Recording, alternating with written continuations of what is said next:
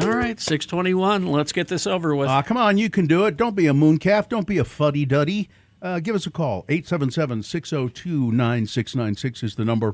You can also text us at 33986. We will now officially begin the Radio from Hell broadcast. Although I was thinking back to it, Lawrence Welk, the intro, Lawrence Welk, and he was talking about the swept wing Dodge. The last word in aerodynamics. The last word. And, I have never heard the word aerodynamics since then. So it worked. I guess it worked. The moon is 63.3% of full. It is a waxing gibbous moon. The moon will set today at 4:25 p.m., today being Friday. It's the 21st day of August, in the year of our Lord Jesus Christ, 2026. It's International Day of Remembrance and Tribute to the Victims of Terrorism, wherever that has occurred. It's National Brazilian Blowout Day. Well, I didn't know you could get a blowout down there. I didn't think there was. It's just your hair. It's just your. What? It's just your regular on your head hair. It's not the hair down there? No. Oh. Okay. It's National Men's Grooming Day. Well, that's down there. Look at me. there you go. It's National Kool-Aid Day. Go ahead, drink it. I dare you. Oh, they don't have that big Kool-Aid guy. Kool-Aid. Oh, yeah, he's still around. He's still around? Yeah. Breaking through walls and stuff. National Spumoni Day. Now, where? I don't care for Spumoni. No? I kind of do. It's ice cream with stuff in it, Carrie. You like I ice know, cream but with it's stuff in the it? wrong stuff. But it seemed to me that you used to see Spumoni fairly often. Yeah, you'd see it more often. We have more options. Yeah, and better option. Yeah, so it's Spumoni. Oh, what was the other one? The one where it's the three, what do they call it? Neapolitan. When it's the three flavors. I like that too. And it's Hawaiian Shirt Day. Oh, I should have wore one. I thought about putting one on. I wore one actually this past weekend. I wore It's cruise wear. a Hawaiian shirt. This is an all-new edition of the show for people who feel like hell in the morning. It's Radio from Hell, starring the Lords of Morning Radio, Kerry Jackson being one of them right there. I'm another one, Bill Allred. Hi. That's Gina Barberi, a Lord of Morning Radio. Katie for short is a demi-goddess working out as producer in the producer's booth. Dawson is there helping out as well. Dawson, diddly-doodly-doodly Dawson. Diddly-doodly-doodly Dawson. And there's the dog, Vax, already sleeping. Looks particularly red to me today. So, some days he looks He's very... chocolate lab, but sometimes he's... Doesn't he look red? Yeah, Got a red hue. Kind of nice. He's at his station. Yes, he is. And Lakai, I don't believe, is here today. No. All right. Let's begin with check-ins. You can call us, 877-602-9696, or text us, if you like, 33986. Let's see. Muse tonight was my first concert ever. Ever? My last night, mom took me, and holy smokes, that was sick as hell. Yeah, my wife was there last night with my son's girlfriend, and she left me a text message today saying the show was incredibly Oh, good. good. Yeah, a lot of people saying that it was a good show. A lot of texts. They have a lot of pyrotechnics at the end of the show, and confetti. She sent me a picture of her feet just swathed in confetti. Medic Jack checking in from Eagle Mountain. Free things to do this weekend. Tony Hawk's Vert Alert at the Huntsman. Elite skaters defying gravity competition. Text bus driver Troy checking in. Sketchy Blake of Ogden checking in. Let's see. Zane in Dallas checking in. Hey, I'm going to Bountiful. Okay, soon. What's the email for best question? Thank you, Zane. Yes, we've got best question of the week coming up today. Email us a question right now about anything, and we'll answer it. It's very simple. radiofromhell@x96.com. Yeah. Max Power here. It is cool to wear safety glasses. I mean, I can't hear boobs. Can you hear boobs? I don't understand. I don't get that at all. At all. Mixer driver Shane checking in from Orem. Yaz Hole, LOL. I spit my coffee out. Yeah, right. We went down the asshole. Yep. Friday from government worker Alan. Happy Friday. Let's see. It's up the Yazoo hole. Oh, okay. Yaz Queen, Mike in Nashville. Good morning, Lords. I bought a Buzz Ball for the first time. Congratulations. Jello Salad Annie. The only flavor they had was chocolate. Not so bad. That doesn't sound great. Let's see. Magna Chris checking in. Meshach of Erda. Katie in Sanpete. John the Liberal in a Literal Coal Mine. Allison Moyer's solo stuff is my favorite. Chef Roy checking in. Good morning, Lords. I always appreciate a good voice. Happy Friday. Matt checking in from the night shift at the SLC Airport. Mr. G-Man here and present in Park City today. Dave of Westbrook. Mermaid Angie, good morning, Lords. Thank you for Yaz this morning. There isn't a bad song on either of their albums. Can listen to them from start to finish. Mm-hmm. Happy Friday, Sleepless and Sandy. Upper Class Twit of the Year checking in. Daddy was a banker and needed a waste paper basket. Okay. Mikkel of Reno here, driving down to the Bay Area for the weekend, only 4 hours from here. Let's see, I'll say hello to Big Blue for you. Have a lovely birthday tomorrow. And he's back in Utah. He'll be teaching something at the U. All right. Chuck in Louisiana checking in. Can you shout out my son Nico? Oh, that's who. That goes with that. Who's at the U? Nico's at the U, yeah. All right. Kira and Andy. Tristan from the Second Valley over checking in. Happy Friday. Sean Cap checking in. It's been a week. Let's drink. Have a great show. All right. Good idea. Dan of Evanston with you. Hi, Dan. Cement Dave checking in, making the breakfast run to Sills. Sills Cafe in Layton. We did our show there many years ago. Many moons. When we used to do things. Yep. I used to deliver pies and stuff there when I was in high school and early years of college when I worked at a bakery. Church Office Building, Tyler. Tim the Tree Guy. Let's see. Lauren the Laundry Guy from Murray. Candidate Steve checking in from District 4. That tells me a lot. Yeah. Does Lightning McQueen need car insurance or life insurance? Or both? Both. Church Like Sunday checking in. Sparky the Dinosaur. Anissa with 2 E's in Sandy. Amazing farting around. Moni from Taylorsville, good morning. Well, everyone's here. Let's begin, shall we? Traffic. Everyone's here and everyone's behaving themselves on the road, it would seem. UDOT not reporting anything and Infiniteam not reporting anything. But you can let us know what you're seeing out there on the roads. If it's safe for you to text at 33986, make it a summer of live at Utah First Credit Union Amphitheater. Get 4 tickets for just $99 to your favorite shows coming to Utah. Get all the info and the full lineup at x96.com. All right, we're going to take a break. We're going to play a song. And after that song, it's Big Boy News and Opinnuendo. And Frank Christ presents the Dead Celebrity Game coming up right after the news. Sean Means reviewing movies coming in at 7 o'clock. Boner of the Day. Jimmy the Wine Guy is here. You think Sean will just review Spider-Man again? Probably. There's a couple of movies opening, but not many. Let's see. And Best Question of the Week. We need your questions. Email us a question. We'll answer it. It's that simple. Question about anything you like. radiofromhell@x96.com. All right. We'll get underway. Don't miss a single moment of the radio.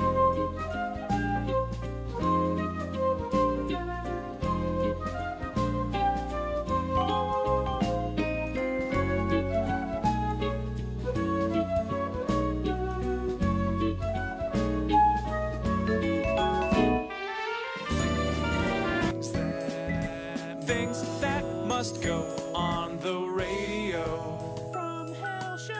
Oh, these are things that are bugging you, our good friends of the program, things that you can't stand anymore in your life. These are things that must go. So you think, what can I do about that? Oh, I know. I'll make out an email, send it to Radio from Hell. I'll put must go in the subject line, and then I'll list all of the things that are grieving me. And maybe if we read yours on the air, it'll help out and make you feel better. And sometimes we're told these things actually do magically disappear from people's lives when we read them on the air. For instance, Carrie. Oh, okay. 2 from the foot of Mount Doom. That's where you live. Yes. There are signs all over the gym and paper towel and 2 sanitation spray bottle stations, places like every 10 feet. So clean up after yourself. The idea being you use it, you wipe it down. I guess it's fine if you use the machine at the gym and don't wipe it down if you weren't gross. But if you dripped sweat for 30 minutes onto the Stairmaster all over the steps, the handles, you better wipe that grossness down. And also, not having soft butter when you're lucky enough to still get warm bread at the Harmon's Bakery. Yeah. Okay. let's get to these other ones. Let's see. This is from Davey. Things that must go. Pokemon scalpers.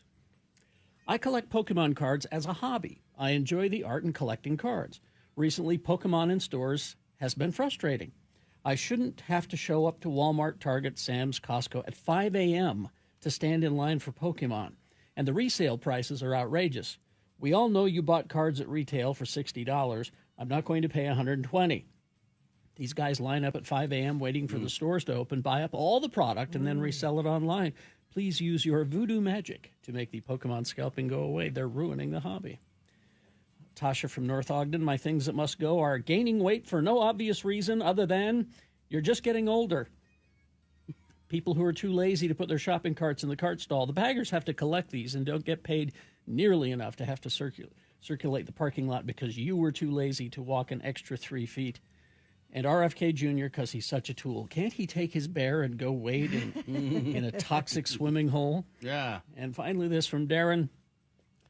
Truck nuts. I saw someone. I was Yeah. on the road the other day. And he just writes, truck nuts. I mean, really? Yeah. Okay, thanks, Darren. Is that it? Yeah. Let's see. I've got one of my own. I'll go next. Here's something that really must go. When every single news person that I've heard all morning refers to the guy who was convicted of trying to assassinate Trump as Ruth. Ruth. His last name is Ruth. And then the lead announcer says, more on the Routh story. Everybody around you is saying Ruth because that's apparently how he pronounces his name. I know it's spelled like Routh, but he says Ruth. Everybody else is saying Ruth. And then you, who apparently have heard everybody all morning, you say Ralph. That really must go. Let's see, this one. These things have been bugging me for a long time. Please make them go away. People who ride their bike in the bike lane going against traffic. As I'm riding, the last thing I want to see is someone coming toward me. Do I go right? Do I pull over so that you can pass? Just don't do it. It's very dangerous. Speaking of bike lanes, don't drive your dump truck onto the side of the road and then leave a load of gravel spilling into the bike lane. Again, very dangerous. Yeah. And one last thing about these bike lanes. The bike lane isn't an extra lane for you to drive in. This is very, very dangerous. Thank you all for letting me get this off my chest. I love you all. This one says, this train ride must go. Approximately twice a week, they send 40 to 50 missionaries to the airport with UTA with all of their luggage stuffing up this disgusting mobile tube. Good on you, youngsters, but I'm reminded of my elder age when I eavesdrop on their evidently loud and boisterous conversations. I don't understand how they could be so excited to go preach the gospel and stuff. I mean whatever. It smells like the New York subway, and the dude next to me is doing his best to add his version of a sort of a potpourri, which is his natural flatulence. Seriously, people, please just hold it in until you get to your destination. Be like Gina. Take some Imodium before you travel. Wow. Oh, man, I am so nauseous. I need to use the restroom, but the one and only facility has an out-of-order sign on it. If I make it to my destination without puking, soiling myself, or both, it'll be a miracle. Love you, love you, love you. And finally, this one from Ogden. This is about Ogden slander. If you need to talk about clutching your taser in one hand and a can of pepper spray in the other in order to visit Ogden, don't come to Ogden. You don't deserve to enjoy our breweries, our elite Twilight concerts, our impressive local food scene, or our chill 25th Street vibes. Ogden is a rich, diverse city, and the idea that Ogden is dangerous is rooted in racism and xenophobia, and I am sick of the undeserved Ogden hate. Thanks for letting me listen, and you can use my name. It's Maria. All right. Thanks, Maria. Gina? If you are a fan of college football, Okay. and you would like to watch, well, your favorite team, but sometimes other teams too, trying week to week to figure out where these games are being streamed Yeah. or broadcast is a nightmare. Yep, Yeah. it is. because it's not like, there was a time when I want to watch all of the U games. And so you would get the Pac-12 network. That's the network that shows all of the games. Unless occasionally, like this last weekend, you're on the big stage and you get to be on Fox. That happens. But for the most of the other games, I can go to the Pac-12 network and watch. Every week, I am hunting around to see, do I have that app? Do I have to have a free week of trial period so I can watch this game? It's different every week, and I hate it. I hate it. I hate it. Let's see, this from Olga, things that must go. Plantar fasciitis, it doesn't seem to go away no matter what I do on one foot, and the ingrown toenail on the other. Please make it stop. Hello, lords and lady. You may use my name. It's Ruth. I'm in 9th grade, which is still junior high. I have a few things that must go. You sure it's not Ralph? No, it's Ruth. Oh, okay. When typing on my phone and I accidentally misspell something and I have to keep backspacing to correct my... and Ruth, you have something else called the 67 trend, which I'm going to bring up later when we have time, because it's a whole thing. So, Ruth, I will address that. I'm saving your email. What's it called? The 67 trend. It's a whole thing. Okay. We don't have time now to go into it. I am saving it. There you go. Things that must go on the radio from Hell Show.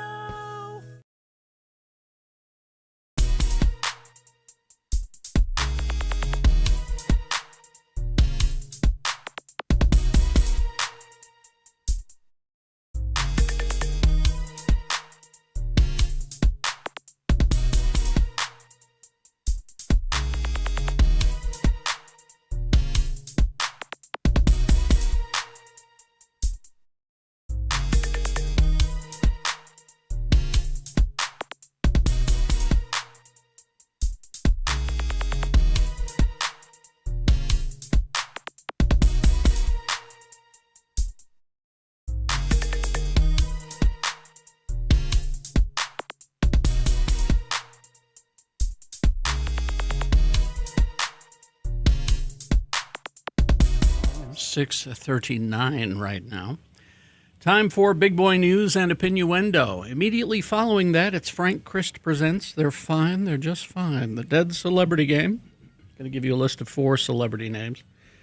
3 of those celebrities, just fine. One of them dead. Pick the dead one correctly. You will win. Tickets to Avenged Sevenfold with Good Charlotte, August 25th at Utah First Credit Union Amphitheater. Avenged Sevenfold tickets. And all you have to do is sit through a game of Frank Christ Presents. 877-602-9696. Line up to play the game. We'll play the game right after this Big Boy News and Opinioendo, brought to you by... Not all assisted living is the same. Give your loved one the comfort of home with the support they need. Discover Manor on First. Visit manoronfirst.com to learn more and schedule a tour. And never forget... The views expressed on X96's Radio from Hell show do not necessarily reflect the opinions of Broadway Media, its management, owners, or advertisers. This program is intended for mature audiences. Parental discretion is advised. Sir Anthony Hopkins is 88 years old, Wow. and he admits that lifetime is running out. And he said, I think I'm going to, here at this last part of my life, move back to the place I love the best, and that's Wales. He spoke about his mortality and his roots, but despite being a fiercely proud Welshman, he says that there's no time to relocate from the United States. He's called the United States home for more than 50 years. But he said he would like to go back and live in Wales for the last part of his life. He said he was asked, "Is there any part of you that wishes that you were still living in Wales?" His son, Baker's son Hopkins, candidly replies, "I haven't been there for 2 years, but I love going back there.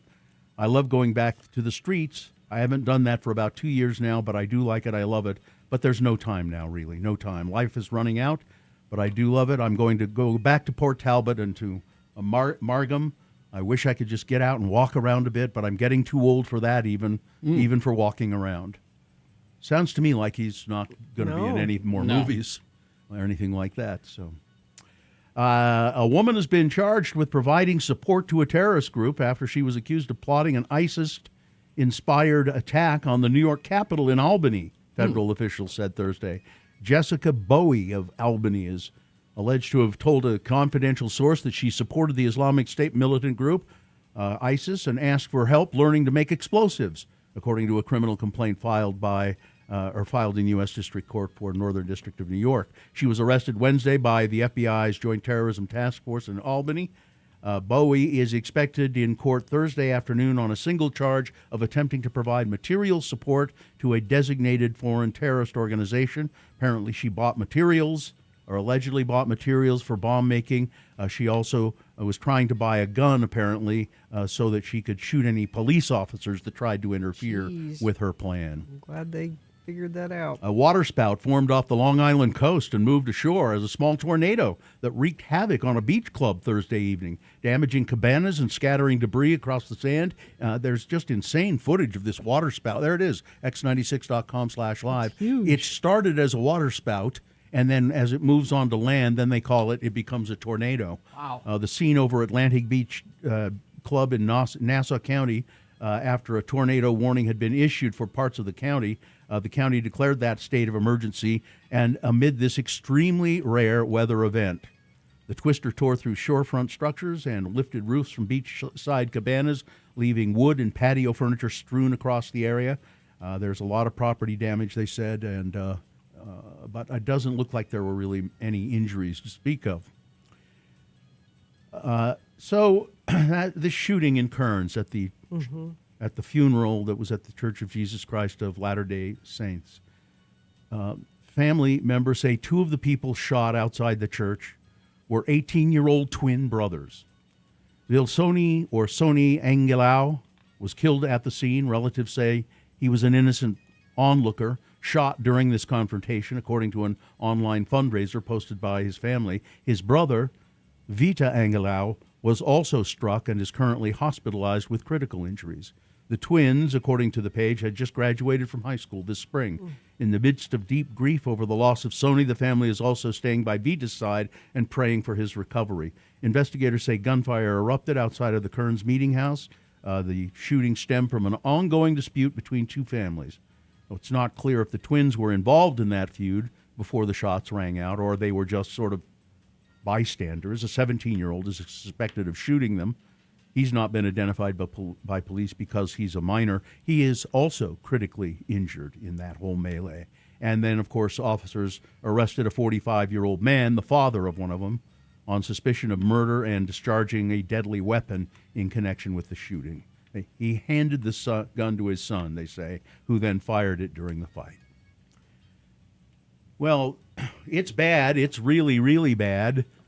Around 1 a.m. Sunday, a rush of water had just crashed through, let's see, what's the guy's name? It's Austin Chavano. What a great name. Water crashed through the window of his basement bedroom and directly into his bearded dragon enclosure. Oh, no! He began digging for his pet reptile, but he couldn't find her. Then he hurried upstairs with his cat, Sadie, a Sadie kitty, to wake up his parents. This was a home on Salt Lake's west side. It was one of 15 swamped by a water main break near 5th South and Emory Street. The water gush displaced 4 families, including Mr. Chavano's. The city has offered help with disaster cleanup, but families say it isn't enough. They're frustrated with the lack of clarity on what the city can and cannot pay for. It happened in the middle of the night. Yep. I can't imagine being asleep. Pretty and- awful. Ugh. Salt Lake City Public Utilities Department spokeswoman Chloe Maroney said officials are still speaking with residents and the city is working on a recovery plan. What's going on with the pond at Sugar House Park? It's icky, stinky, awful. They drained it on purpose. After a winter worth of just crappy, no snowfall or anything, the water body, Parley's Creek, which feeds it, are struggling with low water levels, and low water levels mean yucky water.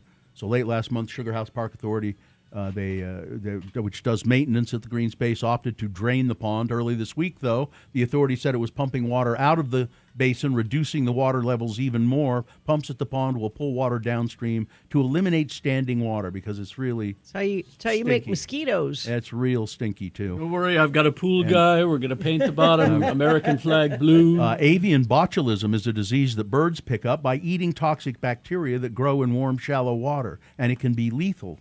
In humans, toxic spores can get into open wounds and create similar effects. So don't get into it, okay? No, Yeah. that's gross. I don't know why you would. Don't let your dogs get in it either, though. America's gross national debt topped $40 trillion for the first time on Wednesday, an ominous milestone for an economy that sits on a shaky fiscal foundation after decades of borrowing to pay for the rising costs of the military, social safety net programs, and Donald Trump's tax cuts for the rich. Yep. That masked man wearing the Chucky mask in Philadelphia, he met his match. Did you hear about this? No. Years of stage combat training at the University of Arts in Philadelphia paid off last week for Jamaica Wilson, a 25-year-old actor. On her way to an early morning class, she was confronted and chased by the man wearing that Halloween mask, that Chucky mask. Yeah. Recalling her training, she stopped, turned, and delivered a kick to his chest. She said Awesome. it sent him running. Love it. Crazy things happen in Philadelphia. If I'm being honest, Ms. Wilson said in an interview, so I assumed that this was just a one-off event, probably someone I wouldn't see again. I just didn't assume that there was a pattern of this guy going around town, scaring people and threatening them. Apparently, the police asking for the public's help. I don't think they've caught him yet, but they know who it is. They've identified him as Zymir Hughes. The man caused and what he's been doing is felonious. He could be in some serious trouble when they find, and they'll get him. Somebody will turn him in. Oh, yeah. He's on the run now. And finally, this. There's one thing wrong with this story. Wildlife researcher made a wild discovery inside a python's stomach. What they forgot to add was a hot wildlife researcher named Rosie Moore found this. She is a Missouri native, first learned to scuba dive when she was 10, taught by her dad, who was a search and rescue diver. But when she turned 18, she moved to Florida, where she got her first experiences with sharks. She got a job working in the Everglades. She became a wildlife expert. And she found this python, and inside of the python, I wish we don't have the picture. It's so, No, we do not. because you should see this person because she's a really nice-looking wildlife biologist, and she's holding the snake and the little alligator that was in the snake's stomach. So look it up yourself, I guess. All right. That's it. Sports, weather, traffic. Skateboarding legend Tony Hawk returns to Utah this weekend as some of the world's top vert skateboarders gather for Tony Hawk's Vert Alert. It is a free 2-day competition, the 21st and 22nd at the John M. Huntsman Center at University of Utah. Now in its 6th year, Vert Alert brings together established stars and next-generation skaters for a celebration of vert skateboarding. And it's all free, so you should go check that out. Let's see. Tonight, you've got the Utah Royals and San Diego playing at 8 p.m. RSL plays Orlando City tomorrow at 5:30. Salt Lake Bees, let's see, they lost to the Reno Aces last night, 8-5. It's college football night. Gear up with your fellow fans at the Bees Stadium. Wear your college football gear to come watch the Bees play the Aces again tonight at 6:30. Major League Baseball yesterday, Cardinals 10 over the Reds 9, Blue Jays 5 over the Rays 1, Braves 2-0 over the White Sox, Yankees 6-1 over the Orioles, Giants and Guardians won that one 5-2, Royals 6-2 over the Athletics, Brewers 7-4 over the Mariners, the Rangers 2, Nationals 0, and the Angels 18 over the Astros 3. That's your sports. Weather. We have that heat advisory still in effect today, I regret to inform you. 101, although my car yesterday said 104, so I think it's You should warmer get a in new places. car then. You think? Yeah. Isolated thunderstorms possible tonight, about a 30% chance, and we should be back down in the 90s for the rest of the weekend with some afternoon thunderstorm possibilities pretty much every day throughout the weekend, it looks like. Traffic, let me see if anything new has happened. We have crash southbound I-15 just north of 1600 North in Linden. That's on the right shoulder. People are worried about the bearded dragon. Was he able to find? I think he's okay. Okay, good. Sadie the cat and the bearded dragon are okay. So if you would like to talk about animals or traffic or anything like that, you can text us at 33986. Oh, Frank, good morning. Oh, hello, everyone. Frank Christ. You heard that story about Anthony Hopkins? Yes, I'll be keeping an eye on him. Frank Christ is a Grim Reaper, a very sad Grim Reaper, because he has to reap the souls of celebrities, and he doesn't like to do that. Oh, they're our precious resource. Everything they say and do is right. We all want to be just like our precious celebrities. I'd love to be just like Anthony Hopkins. Frank is, as you would expect a Grim Reaper to be. He's a skeleton. He has the hood and the robe. He carries a scythe.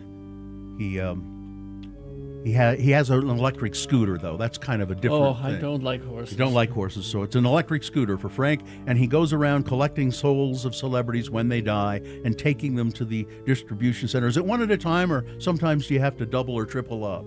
Oh, I've never had to. No. Never had to. No, one at a time. You get personalized service. That's not Exactly. fair to have two at a time. Bottle of water, the whole thing. Oh, a little bottle of water in the sidecar. Nice. Can they leave you a review? I wish they A would. 4-star review on Google. Most of them forget. They're so busy dealing with. It's a lot. It's a lot. Frank joins us to play the game we call Frank Chris They're Presents. fine. They're just fine. He gives me a list of actors every morning, and three of the actors on that They're list. just fine. But one of them's Oh, bought the farm. yes. And one of them is dead, and it is a contestant's job to determine which one of the celebrities we have here is dead, and do we have somebody to play? Robert is here. Robert, good morning. How are you? Hey, good morning. How are you, Robert? I'm amazing. Thanks for asking. How you guys? I'm amazing as well, and I'm also fine, just fine. Robert, if you can identify the dead celebrity on this list, you will win what, Gina?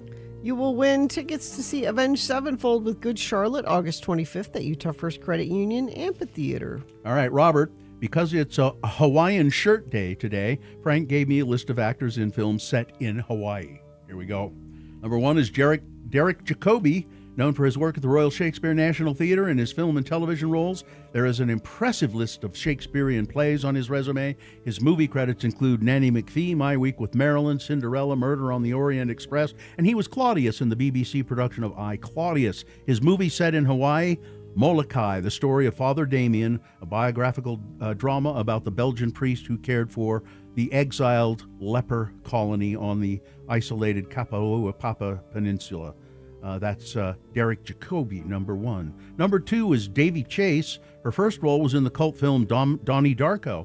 She followed that with The Ring, voice work on Spirited Away, the HBO series Big Love, and independent films Yellow and Jack Goes Home. She also turned up in episodes of Charmed, The Practice, and ER. Her movie set in Hawaii, it was Lilo and Stitch. She was the voice of Lilo in this animated feature about an eccentric young Hawaiian girl living on Kauai who adopts an extraterrestrial fugitive. Number two, Davy Chase. Number three is James Hong, one of the most prolific character actors of all time. He received a star on the Hollywood Walk of Fame. He was in movies like Soldier of Fortune, Flower Drum Song, Sand Pebbles, Chinatown, Blade Runner.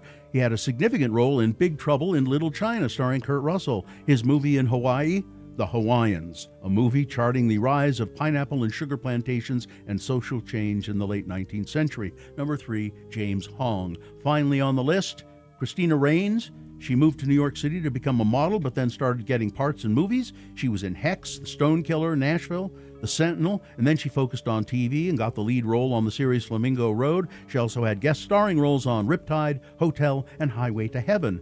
Her movie in Hawaii is called North Shore, a sports drama about an Arizona wave pool surfer traveling to Oahu's North Shore to test his skills against real ocean waves and local surfers. Number four is Christina Rains. One of those actors is dead, Robert. Who is it?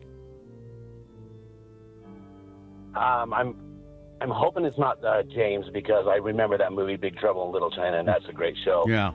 I'm gonna take a guess and say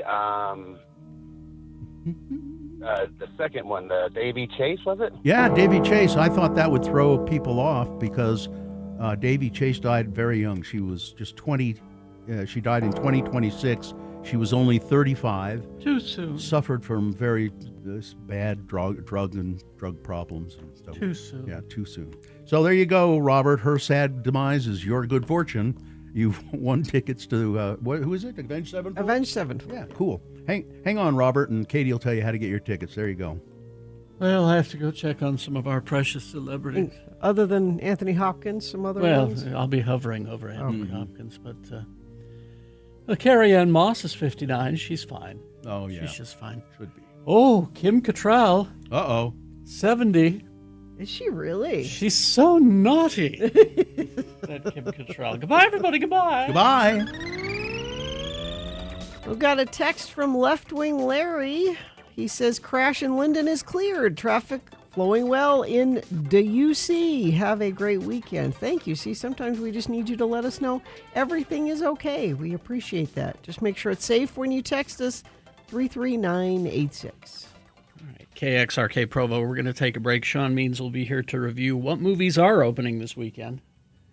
I think Spider-Man's going to be doing just fine this weekend, but the ones that are opening, he will review for us coming up. Stand by for that. And, we got Boner of the Day coming up. And Best question of the week. We're still looking for your questions. Ask us anything via email, radiofromhell@x96.com. it is the Mountain Mixer at Deer Valley. That's tomorrow, Bill. Are you ready? Well, I'm getting ready. You're going to MC it, right? Yeah, I'm an MC. I've got a bunch of notes I have to make today and tomorrow. But you can get your tickets for it at parkcityrestaurants.com, parkcityrestaurants.com. It's the annual Park City cocktail competition, the Mountain Mixer. It's at Silver Lake Lodge at Deer Valley Resort. Starts at 5 o'clock. You got to be 21 years of age or older to attend. And your ticket gets you 2 sample cocktails. And then you can buy more if you'd like that. Deer Valley Resort will also have food available for purchase throughout the event. It's just an amazing competition. Carrie's judged it before. Yeah. They make these exotic cocktails. There are 10 finalists. They've winnowed it down to 10 finalists. I don't know who the judges are. I've got their names, but I'll have to research them a little. They're James Beard people. Yeah, They fly 'em in. They're flown in. Yeah. It's a big deal. It is. So get your tickets and join me tomorrow. It's parkcityrestaurants.com.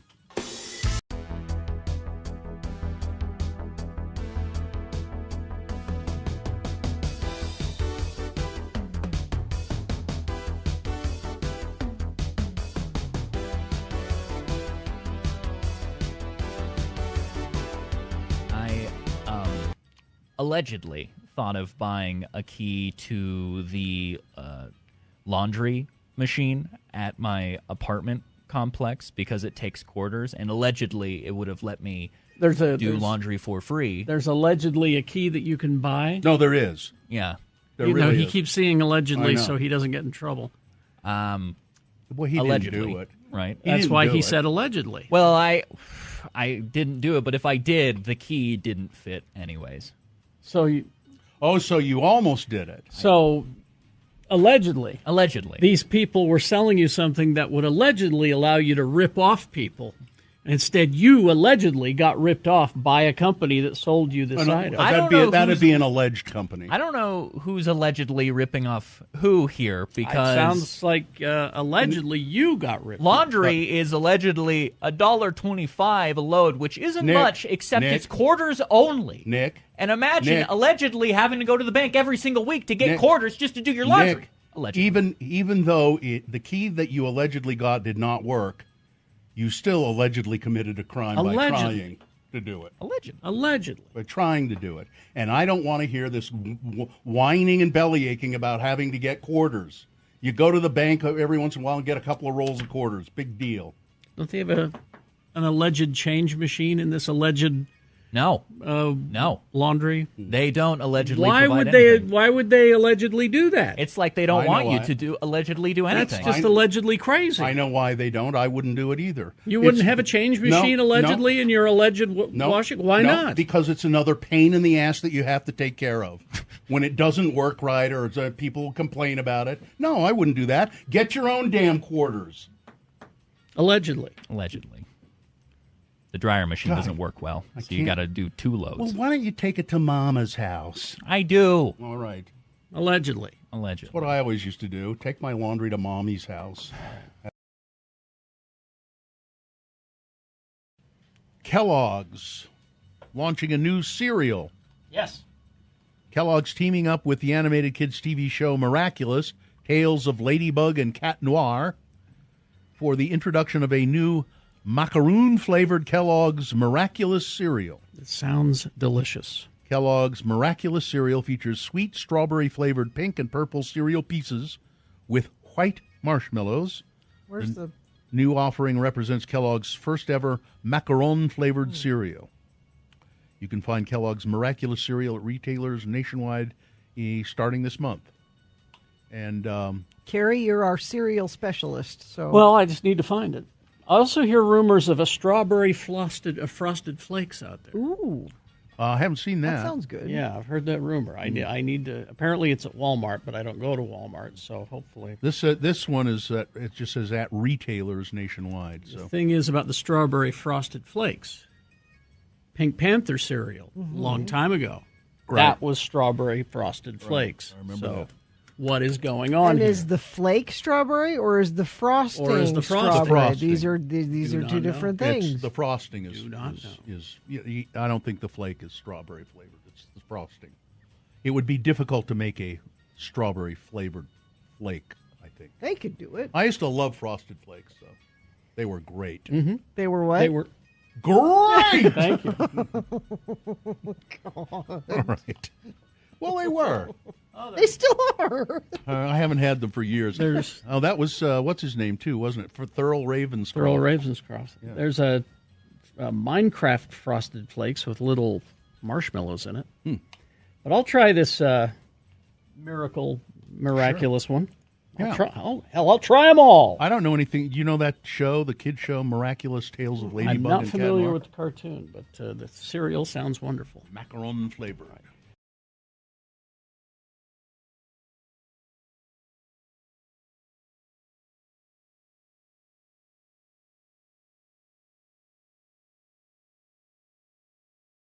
Like Fat Tony did from Sandy. He said, "Is that Tony movie about me?" No, it's No. a It is different not. No. Tony. It is not. It is not. Is this Sandy? Is this sponsored? See movies on the big screen at Broadway Center Cinemas this weekend. Summer Showdown continues with 13 Assassins and Kofi for one killer weekend, Friday and Saturday only. SLFSTix.org. Here he is in the studio, all decked out in his soccer jersey. Sean Means, he is a writer and editor at the Salt Lake Tribune, sltrib.com. And Sean is a soccer fan, obviously. And he's also a movie critic, and you can find his reviews at moviecricket.net.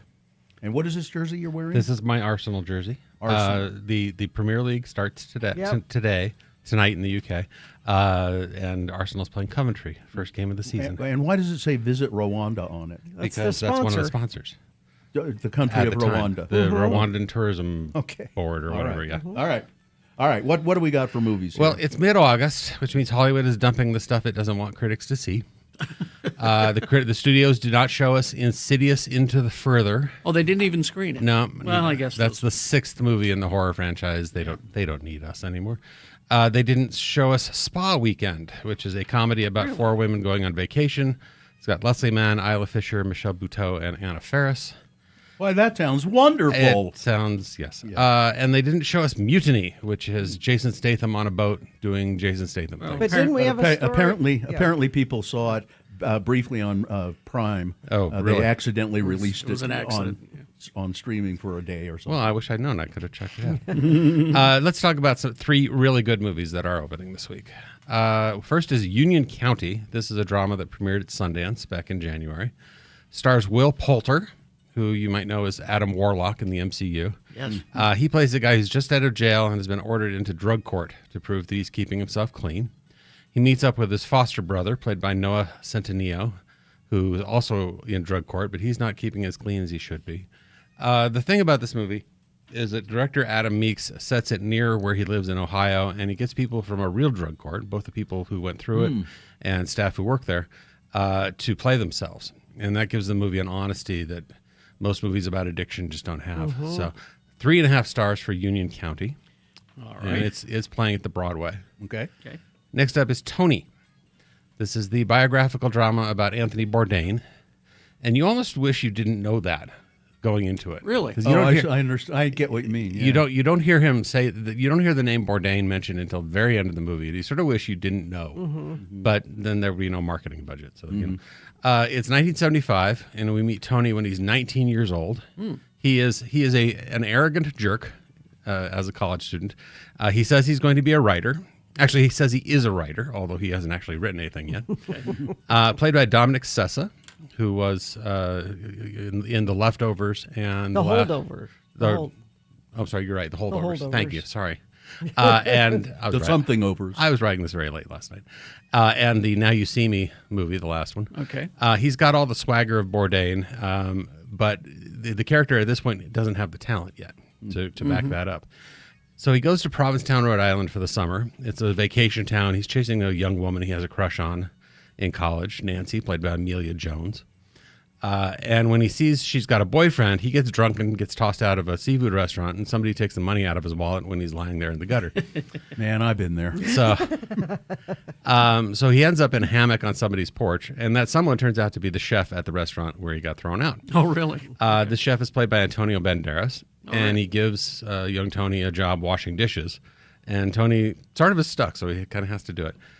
He befriends one of the cooks, played by Leo Woodall, who introduces him to the local party scene. He also introduces him to two things that become bigger parts of Bourdain's life later on, if you've read his memoir, cocaine and heroin. Yeah. So the movie is about how Banderas' character turns out to be more than he lets on, and starts teaching Tony how to cook and how to love cooking. Is he really good in it? Antonio is really great in here. It's a very familiar recipe for a movie biopic, but you know, it's the cook skill and the ingredients that count, right? Mm-hmm. And this movie has those. Sessa and Banderas are both really good. The director, Mike Johnson, he did Blackberry, biopic about the guys who created Blackberry. Interesting. A few years ago. He also did Nirvana, the band, the show, the movie. Oh. Very funny film. And Johnson really makes you understand what it's like to discover what you're really passionate about. Sort of hitting that moment when you realize, oh, I am actually good at this, and this is something I love. Interesting. 3.5 stars for Tony. Okay. And it's playing pretty much everywhere. All right. And let's see. Oh, Teenage Sex and Death at Camp Miasma. Yeah, you just got to love saying the title. Yeah. You know, Teenage Sex and Death at Camp Miasma. This is a horror movie about horror movies. It's directed by Jane Schoenbrunn, who explored some of these same ideas in her last movie, I Saw the TV Glow. Really cool film. Here we have a young filmmaker, Chris, played by Hannah Einbinder. You've got me right there. Yeah, she's according to the trade papers you see in the prologue, she's a Sundance Wunderkind. She's pitching a reboot of an '80s horror series, Camp Miasma. She calls it Zombie IP, which means it's a title the studio owns, but can't really do anything with because it's so toxic that they need a fresh take to bring it back. And one of the reasons this franchise is toxic is it's extremely transphobic. So how do you get around that if you're the studio? You hire a queer director, like Chris. And so she's trying to make her pitch to the studio, but first she wants to get permission from the actress, Billy Presley, who was the final girl in the first Camp Miasma movie. Final girl to get off. The final girl is a phrase of art for horror movies. The one who survives. Jamie Lee Curtis in Halloween was the final girl. I get it. Yeah. So on and so on.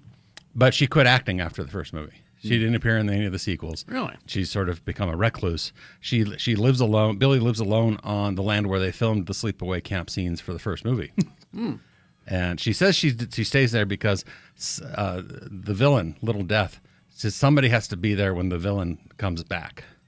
So Billy may be crazy, or she may be just playing the role. And Billy is played by Gillian Anderson. Okay. And this may be the best thing she's been in ages. Oh, Really? good. I'm happy for her. She really takes it and runs with it. So this starts almost like an academic study on horror movies and how they work. But as Schoenbrunn gets deeper into it, we see there's something more going on. That this is about the place where fear and desire collide, and that intersection is frequently is where horror movies really live. This is very smart, it's very sexy, and very bloody. Gushers of blood. Okay. Einbinder, I mean, for people who haven't seen Hacks, Hannah Einbinder is amazing. She is. And she's great in here. And Gillian Anderson, they're both great. And this movie takes some turns into the surreal. I think David Lynch and David Cronenberg would both find things familiar here and appreciative. Nice. I cannot guarantee everyone will love this movie. Yeah. There's a Not lot for everybody. It's not for every taste. There's a lot to think about, a lot to pull apart, but I really dug it. Teenage Sex and Death at Camp Miasma, 3.5 stars, and it's playing at a few theaters. Is there as much sex as there is blood? Which is more? Oh, definitely more blood, but there's plenty of sex. Okay. Yeah. All right. Gillian Anderson, though, I was just thinking she was so great as Margaret Thatcher. Mm-hmm. In The Crown, right? Yeah. She was. She's got chops, so I'm glad she's got something to do here. Yeah, this is very cool. Yeah, so there are movies opening Yes. this weekend. All right. There's a lot opening. There's just not a lot that's going to knock Spider-Man off the top. Nothing's going to grab. Yeah. I went to see the Matthew McConaughey Beekeeper movie. Yes. I heard you talking about that on the radio. And I thought it was really good. I don't know if I think it was as great as you thought it was, but That's I quite fine. enjoyed it. Oh, good. It was all the and that young woman is just fantastic. Angelina Looking Glass. Yes. She's good. Yeah. All right, so next week. Next the week. One I've been waiting for. Well, we got The Dog Stars, which is That's the one I've been waiting the for. post-apocalyptic thriller directed by Ridley Scott with Jacob Elordi and Josh Brolin. That's a good What one. is that about? That is about something in the post-apocalypse. I don't know. He's a pilot, and are there survivors? Are there not survivors? And he has a dog, and it's really good. But really, The real movie. Yeah. Yes. Oh, okay. Long awaited, long delayed. Coyote versus Acme. Is this going to open wide? Wide-ish, and certainly wider than Warner Brothers was going to do with it when they were going to write it off as a tax loss. This brings together the Looney Tunes crew in a satire where Wile E. Coyote is suing the mighty Acme company for selling him defective products over the years. I just love it. And there's a corporate conspiracy and all kinds of other stuff. No, it's live action and animation. It is a hybrid. Will Forte is the lawyer who represents Wile E. Coyote. And John Cena is the evil lawyer for the Acme company. All right. Owned by Foghorn Leghorn. Oh, it's a He joke, comes son. in. He comes in like John Huston in Chinatown. It's just great. So. All right, there you go. Thank you very much, Sean. Sean Means. Find his stuff, sltrib.com and moviecricket.net. All right. Thank you, Sean. Traffic. Traffic's good, so I'll just say go pick up Peter Heller's book, Dog Stars, and it's a short book. You can read it before the movie opens next week, and it's really, really good. If you'd like more book recommendations or traffic, you can text us at 33986. Brighton Resort, register now for Brighton's Majestic Scramble, Saturday, August 22nd, a family-friendly 2K alpine obstacle adventure. Register now at brightonresort.com. Here are the boner candidates you'll be voting for in just a few minutes. Boner candidate number 1. Well, I might kind of have a little kind of case here, maybe. Boner candidate number 2. One man was a hero. The other man likes to put his name on things. And boner candidate number 3. Of all the things this dad could have said to his son, wait here should not have been one of them. Boner of the day, big boy news, all coming up after these messages and a song. Stand by for that. BigOTires.com. They are the team you trust, ladies and gentlemen. Big O Tires. The lowest price on every tire every day. And I like the Big O brand tires, but they carry all sorts of other brands of tires. And they're having a sale, a discount on Sumitomo, Nitto, and Nexen tires. You can save up to $120 instantly on select sets of those brands. And you want to save $100, you can get $100 mail-in rebate when you buy something for $599 or more. So probably when you're buying a set of tires, use your Big O Tires and Service credit card.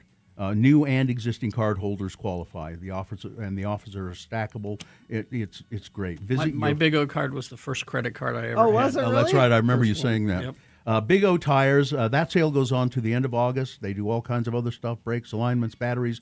Get to know your local store and make an appointment online at bigotires.com. The Apple Tree for Kids has Vaxildan, our radio pup, finally has a sponsor. It's Zero Res, and this time of year brings a lot of dirt and things through your house, damaging your carpets. Vax says book your carpet cleaning appointment today. Not only do you get the 4th room free, but your animals will thank you with extra love. Go to zerores.com today. And it is time now for your 9:35. I have this landline at home. Do you guys still have a landline? No. Gina? I have one, but the ringer is turned off, and it's Yeah. we don't do it. Yeah, the ringer on my landline is turned off as well, but there is an answering machine hooked up to it. Like an actual answering machine? Yeah. Yeah, well, it was one of those phones that had the answering machine kind of incorporated. You know what I mean? It was a cordless phone handset, and then there was an answering machine in there. And every once in a while, I'll get these voicemails, but it's a number. It's a phone number that I've tried to remove from all of my. You're on a list somewhere. So I got this, and I'll get alerted by Xfinity. You have a voicemail on this number. If you'd like to listen to it, here's how you do it. And I got this one recently, and just tell me what you think of this. Okay, hang on. Here we go. Yeah, this is Lieutenant Scroger with the Lakeland PD. I'm calling for a dialing Robert Allred. Mr. Allred, it's very important that you do get in contact with us, sir. This is a very important issue in reference to your registration. You can reach me at 801-396-0762. That's 801-396-0762. I will reiterate the importance of this call, sir. It's very important that you do get in contact with us. I can't understand it. Yeah, I couldn't understand a word he said. Says, well, here's the transcript. Okay. This is Josh with the PD, something PD. Okay. I'm calling about Tyler Robert Allred. It's very important you do back in contact with this important issue in reference to your registration. You can reach me at blah, blah, blah, blah, blah, blah. We're in record this. Call certainly. I can contact with us as soon as possible, Mr. Washington. I don't understand that either. I don't either. None of it makes. Would none of it makes Would sense. you respond to No. that? God, no. I don't. But something about those things makes me uneasy. You know, I just like. You just don't call them back. And If it's horribly important, then somebody will try to contact me another way. They will. Or I'll be arrested. One of the two. I just don't know. No, they don't. did leave a phone number, and it's an 801 No, number. do not call back. Okay. Do not. This is a few days ago. Do and I not haven't done it. engage. Yeah, but I've been getting a bunch of email lately saying, "Oh, your Netflix password has been compromised. Yeah. Your Amazon password has been compromised." Don't even. I delete those without even. I get one that said Don't- your Prime Amazon Prime dues are due. Yeah, no. And no, they're not. No. Don't open any of that. Yeah, it's but sometimes like things like that, I'm just so curious. What the hell? I've been getting is that? texts from a credit union that I'm not a member of and never have been, saying, "Oh, we need to talk to you about your." Yeah. It must work. It must. It must. Well, it's because your curiosity is piqued, or you might think, wasn't I a member? Maybe I was a member of that credit union at one time. What do they need? What do they want? And every once in a while I will answer a call that I don't recognize the number because I'm expecting a call from somebody that I don't, that wouldn't necessarily. And so I'll answer it. And last time I did, it was, "Hi, I'm so-and-so, and I'm selling tickets to the Policeman's Benefit." No. and I use Google Assistant on mine. Yeah, I have that. Where it will answer and say, "Oh, can't come to the phone. What is this regarding?" And that way, if it is somebody that you've been trying to get a hold of or talk to, you can hurry up and actually take the call after the Google Assistant. I use that too, and you know what? I think almost every single time they hang up. Yeah, and then it wasn't anything. Yeah. My wife says I've been getting texts from friends. Hi, it's Cheryl. Let's go play golf. from more people than I actually know, she says. Well, that and Sue doesn't play golf. Yeah. Or you could get, hi, I have a new phone and I need your number. I need to know who this is. Nope. Nope. Sorry. Nope. Register your numbers on donotcall.gov. Well, we have, is the thing. Yeah. I did that years ago. Yes. And it just didn't seem to. Although I would say I probably get less junk calls now than, or fewer junk calls now than I did a few years ago. But they still get through. They still do it. And junk email is just awful. Yeah, this is another one I've been getting. We couldn't deliver your package. Mm-hmm. Yeah, that's another one that you get. Don't click on that. Mm-hmm. All right. I've had Grubhub or Uber Eats. We can't do it. And I'm like, I don't do that, so I know that's No. Although I'm curious about that voicemail one. You really think it might be real? I don't call know. it. I'm not going to. If it's really important, they'll try again, or I'll be arrested. Well, it's about your registration, sir. Yeah. Your registration. Yeah, Tyler. Yeah, what's his name? Your registration. Yeah, your registration. Yours. Yeah, Yeah. in general. Right. Your registry. Mm-hmm. What? Anyway. He says, I get the who is this text all the time. I always reply with Batman. Yeah, don't reply, though. Don't reply. Oh, Even if it's a joke. Oh, here's one. I just got this. Your Netflix subscription needs to be renewed. Yep, there you go. Mm-hmm. It says NETFLI, and then there's a space and a capital X. Yeah. Don't click Oh, on I it. better click on that. No. Mm-hmm. Congratulations, your subscription renewal is here. No. And then there is a little animation of confetti flying into the air. Oh, it must be real. Yes. They say if you're truly, genuinely curious, that you should buy a burner phone and call the people back on that. Well, I'm not that That seems curious. like too far Yeah. to go. Or call it from your work phone. Oh, yeah. No, our phones are already messed up enough. They Let's are, not- yeah. We don't need any more of that. Yeah. Ugh. I find it interesting. You have still have a phone with an actual mechanical answering machine attached to it. I could turn the answering machine off, I suppose, but Yeah. it's kind of Actually, no, I didn't want to turn it off because I will get a call every once in a while on it that's legit, and then I will contact that business and say, please change the number to my current number, the number that I use. I don't ever use that number anymore. And it's like doctors' offices. For some reason still have that old number. Please just take that off your list and put this number there. Don't call the number they gave you. Call the police department that they said that they were from. Yeah, I couldn't make out which one they said they were from. he mumbled so badly. And maybe that's on purpose, too. Somebody says, I've been taking classes on social engineering, and it's scary what people can do. Yep. Ew. 7:24. Time for big boy news and opinioendo.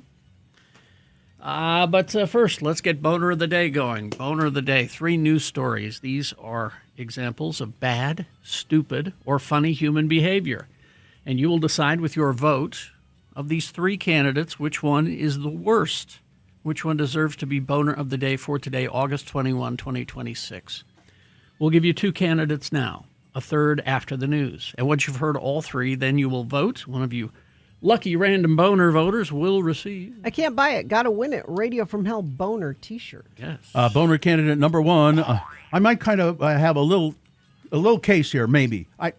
In her desperate attempt to dig herself out of a ridiculous reflecting pool hole that she's found herself in with Donald Trump, former Fox News talking head turned United States Attorney for the District of Columbia just unironically argued to a court of law that her vandalism case against a former Olympian was sabotaged by evidence. She literally claimed that evidence sabotaged her case. What? Jean Pirro indicted 67-year-old former Olympic canoeist David Hearn on felony charges of destruction of property Speaking to reporters with a particularly puffed-up chest that day that she indicted him, Pirro confidently declared, "The evidence shows, and we will prove beyond a reasonable doubt, that Hearn willfully destroyed property at the Lincoln Memorial Reflecting Pool." 6 short weeks later, her entire case fell apart as the evidence proved the exact opposite of what she was attempting to charge Hearn with, leaving her scrambling to the White House with a box of evidence and a prayer, hoping that she'd leave with her job still intact. Now, she's desperately trying to salvage whatever's left of this nonsense case in an undoubted effort to appease the embarrassment currently living in the people's house. Yep. The indictment against Hearn was dismissed. However, the judge did not rule on whether or not the dismissal would be permanent. A hearing for that decision is slated for September 4. So Pirro and her office have been working double time to try to prevent a permanent dismissal by arguing that they were the victims of sabotage in this weird petty case. Pirro's office told the court that the evidence from the Department of the Interior that effectively dismantled her case arrived too late to use at trial. What? The late provided document, she said, showing blistering and peeling as noted by contractors, would sabotage the government's ability to meet its burden of proof. She goes on to argue that just because the evidence literally destroys her case, a dismissal with prejudice, meaning Pirro's office would not be able to charge Hearn in relation to the case again, still isn't warranted here. Should the case be represented to a grand jury based on newly discovered evidence, any re-indictment of the case would not constitute harassment, Pirro said. Dismissal with prejudice is not necessary to protect the defendant. This is not going to go She anywhere. is crazy. Wow, she's desperate to please Desperate. her Lord and Savior. Literally admitting that she has no case. Pirro goes on to argue to the court that she still might kind of have a little bit of a case, claiming that this glaring evidence does not suggest that there was no vandalism to other areas of the reflecting pool. God. Just how deeply are you Let willing it to go. humiliate yourself before you finally give up on this one, Jean Pirro? How petty. Boner candidate number 1. I might kind of have a little case here. Here's boner candidate number 2. One man was a hero. The other man likes his name on things. United States Navy leadership is discussing renaming a Navy aircraft carrier after President Donald Trump, according to 2 U.S. officials. The ship, which is still under construction, has been set to be named the USS Doris Miller, in honor of an enlisted sailor who famously staffed an anti-aircraft gun during the attack on Pearl Harbor, Hawaii, during World War II, despite not having been trained on the weapon. Mr. Miller, a mess attendant, grabbed the gun during the attack and is credited with shooting down at least one Japanese plane and dragging wounded U.S. soldiers to safety. That's a hero. Miller was the first black service member to ever receive the Navy Cross, the Navy's second highest honor. Dory Miller. The USS Doris Miller would be the first aircraft named after a black person and an enlisted sailor. The decision and the announcement to name the carrier after Miller were made during Trump's first term. But U.S. officials have said discussion about changing the name has been ongoing for several months. Don't you dare do that. The name Miller, maybe we might put somebody else's How about the name on USS there. Bone Spurs? How about that? One man was a hero. The other man likes his name on things. Boner candidate number 2. Coming up in a moment, boner candidate number 3. Of all the things this dad could have said to his son, wait here should not have been one of them. Boner candidate number 3 coming up after this. Big Boy News and Opinioendo. Brought to you by Feldman's Deli, Utah's authentic Jewish deli with expanded hours, Tuesday through Saturday, 8 a.m. to 8 p.m. for breakfast till 10:30, lunch, dinner, live music Fridays and Saturdays. More information at feldmansdeli.com. And never forget, The views expressed on X96's Radio from Hell show do not necessarily reflect the opinions of Broadway Media, its management, owners, or advertisers. This program is intended for mature audiences. Parental discretion is advised. Well, it's times like this that we all remember why we love Diane Warren. you get it? It's times like this. It's a song she did. On Thursday, August 20th, the Oscar-nominated songwriter, and she's written a lot of hit songs, met a pig named Wilbur face-to-face for the first time since the animal went viral after being seen running through the streets of West Hollywood over the weekend. Wilbur. Oh, my God, you are so cute, the musician told the piglet, who got his name from the children's book Charlotte's Web, of course. look, you're going to have a really good home. And she has adopted this pig. What are you doing running around Hollywood like that, she said. Because Wilbur became an overnight sensation after the farm animal was seen running through the big city streets. There was lots of interest from residents wanting to adopt him to help him find his new family. The animal shelter he has taken to they held a silent auction.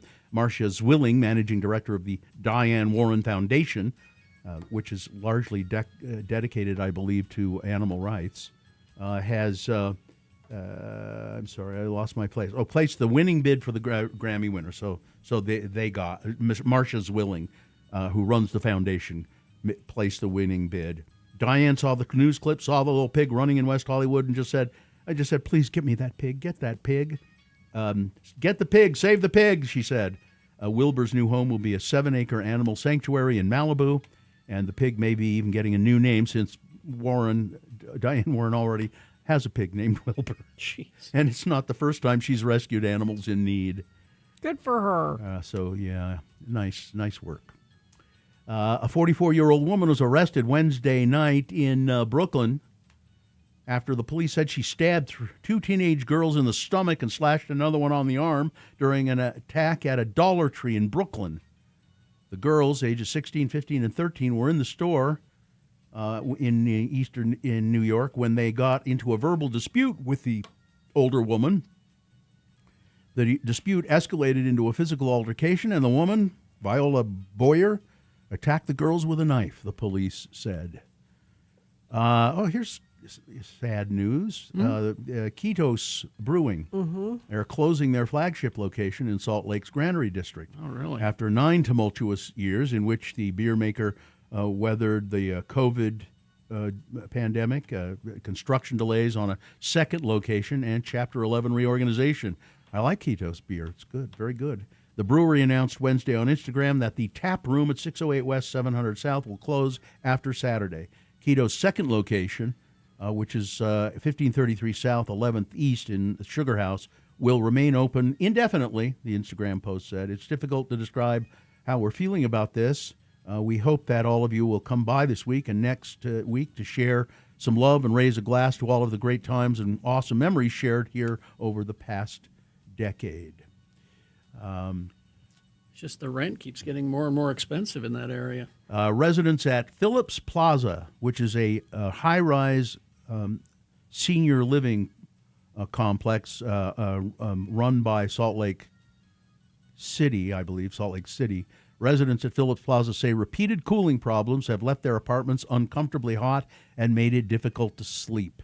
Robert Montoya has lived at Phillips Plaza since 2004, and he keeps his curtains closed and runs a large fan, but said that's not enough at night. I've been laying blankets of ice next to me, he said, and I got a big fan with a big motor on it, and it does keep me cool. Another resident, Joseph Lucero, said people sometimes leave their apartments during the early morning hours because it's cooler outside. Everybody's miserable. We can't sleep. It's a hot box. Phillips Plaza provides subsidized housing for older adults and is operated by the Housing Authority of Salt Lake City.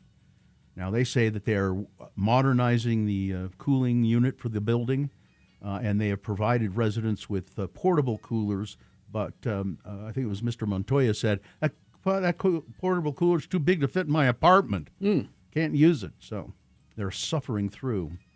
There's a new wildfire that started yesterday in Box Elder County. It's already burned up to 560 acres. The Little Mountain Fire burning west of Bear River City in Corinne, threatening structures, according to Utah fire officials, though it's not known if they are homes or businesses. It's an update. In an update, officials confirmed that the fire has reached 45% containment, so there's good news. No evacuations had been ordered.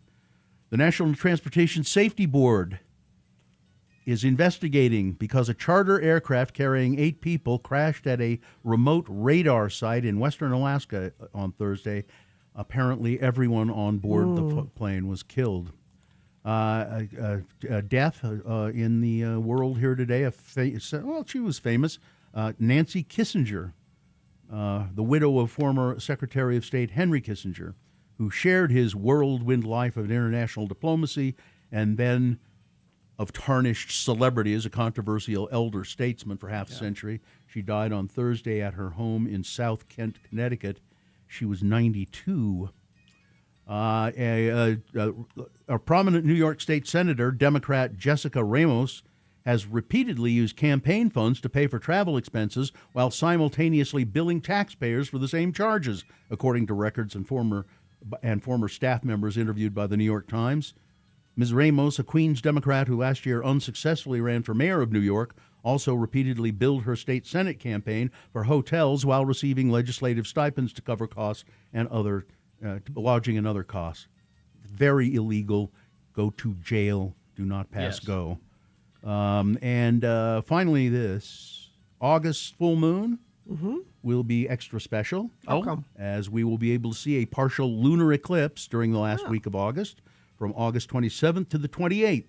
Stargazers will see Earth's shadow dye the moon a subtle red as our planet passes between the moon and the sun. The crimson-colored phenomenon referred to as the blood moon. It is a partial lunar eclipse. There'll be a thin crescent of the full moon still exposed to direct sunlight.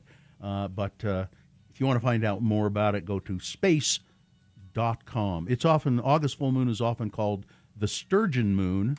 That comes from I like blood moon the better. fish native to the Great Lakes and Lake Champlain that were once an important food staple for Native Americans who lived in the region.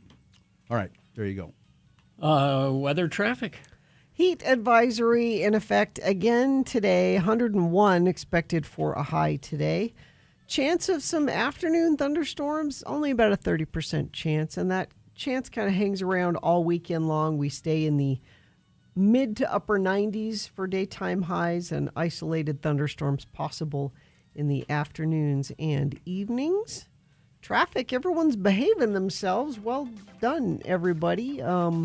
You can text us if you're seeing anything. Was Doris Dory Miller the Cuba Gooding Jr. character in the movie Pearl Harbor? I think so, yeah. I looked it up. Yeah. Oh, you Yes. did? Yeah. That is. Yeah. Okay. Name that damn aircraft carrier after him. Yes. That's my pick for boner of the day today. All right. Yeah, but if you see something, you can text us and let us know. 33986. By the way, other names for the August moon, depending on what tribe you are in: the Flying Up Moon, the Harvest Moon, the Rising Moon, the Black Cherries Moon, and the Mountain Shadows Moon. Here's boner candidate number 3. Of all the things this dad could have said to his son, wait here should not have been one of them. 7-year-old boy from Nagoya, Japan, on Thursday. Early in the morning, the boy and his 48-year-old father and his older brother, a first-year middle school student, making him either 12 or 13, had started their hike up the Fujinomiya Trail, which is Mount Fuji. At somewhere around the trail's 6th of 10 stations on the way to the summit, the younger child, the 7-year-old, became fussy, complaining he was tired. At this point, the obvious option would be offer some words of encouragement to the tuckered-out tyke, take a break so he could rest, recover his stamina, or perhaps simply accept that taking a 7-year-old on an attempt to summit Mount Fuji was a flawed plan from the start and head home. Instead, Dad decided to tell his younger son, wait here, after which he and the other boy continued hiking toward the top of the mountain. And it was not like the summit was just a hop, skip, and a jump away from where the dad abandoned his 7-year-old. According to the Mount Fuji climbing official website, it takes a little over 5 hours to hike from the Fujinomiya Trail's 6th station to the peak, and slightly more than 2.5 hours to walk back down from the top. That means the dad was counting on a 7-year-old to sit tight, keep himself safe on the mountain for at least 7.5 hours. Jeez. And likely longer if you factor in any time spent by the dad and the other brother on rest breaks, taking photos, or admiring the view at the summit. So what happened? Thankfully, the boy was unharmed and was safely reunited with his father. But a mountain hut worker, people to take care of the huts along the way, found the boy by himself and called the cops. And the cops came and were waiting for the father when he came back down from the mountain. I think there'll be charges against him. But really, sir, the very last thing you should have said to your son was, wait here. All right. Let's review the first two and vote. Boner candidate number 1. Well, I might kind of have a little case here because the evidence was sabotage, you know? Yeah, right. Janine Pirro, what a horrible person. Boner candidate number 2. One man was a hero. The other man likes his name on things. They're a naval ship under construction. They were thinking of naming it, or they had said they were going to name it the Doris Miller, in honor of a black serviceman at Pearl Harbor who a war hero. Yeah, manned a machine gun and shot down some Japanese planes and saved people. And but now they're thinking, oh, well, maybe we should just name it after Donald Trump. And boner candidate number 3, of all the things this dad could have said to his son, wait here should not have been one of them. All right. I don't know how you pick today. Luckily, I don't have to pick. You do. Time to vote for your boner. 1, 2, or 3. Which one of these 3 candidates do you think is the worst? Which one should be boner of the day for today, August 21, 2026? 1, 2, or 3. Put that single digit, the one that you think should win, in the message of a text. Text that to 33986. Or you can call Katie. She's in the producer's booth. She'll take your live voice vote at 877-602-9696. You can go online, x96.com, look for the box that says Boners August 21, 2026. Click on there and vote. If you don't see that box, refresh your browser. It'll appear. Click and vote. All right, you got just under 4 minutes to get your vote in. As soon as that's done, Jimmy Santangelo will be here. Have another drink with Jimmy the Wine Guy on the way after these messages. He'll also take your questions, so get some questions ready for him if you're curious. All right, here we go. It's Boner of the Day. Let's vote.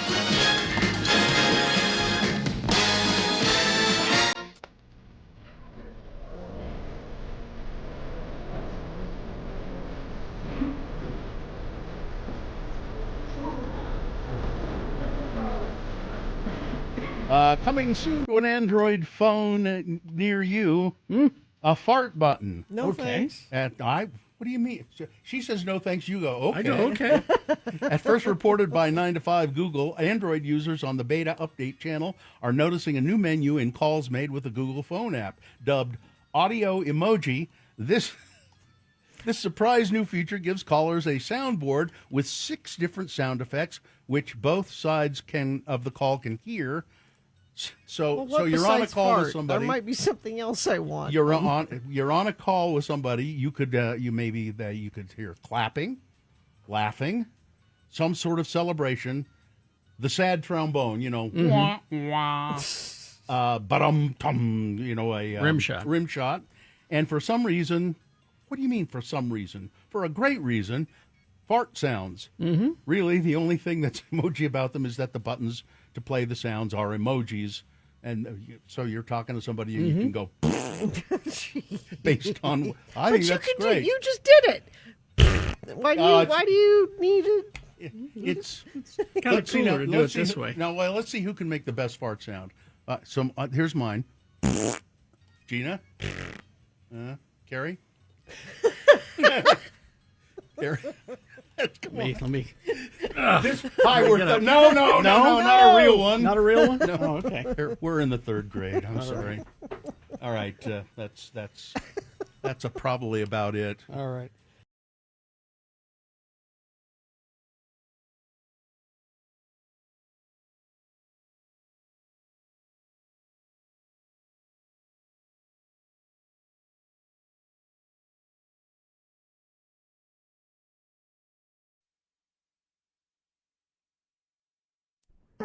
Hello, I'm Kerry Jackson. And I'm Bill Allred, and we want to tell you about a brand new Radio from Hell product. If you're a lonely guy, like us, a lonely, hungry guy, then you'll want to rush out to your local supermarket, the one where you never meet chicks, and buy Radio from Hell Lonely Man TV dinners. Lonely Man TV dinners come with a special pop-up picture on the lid. Just put your Lonely Man spaghetti dinner in the microwave oven. Then, after 7 minutes, take it out, peel back the lid, and there's a full-color photo of TV's The Nanny, Fran Drescher. This spaghetti is delicious, Fran. I know! Don't you just love it? You'll never have to eat alone again with Radio from Hell, Lonely Man TV dinners. Try the Soul Food Dinner, and you'll be dining with Tina Turner. The ribs are mighty fine, Tina. Have some more black-eyed peas, honey child. Wow, it's just like she's really here.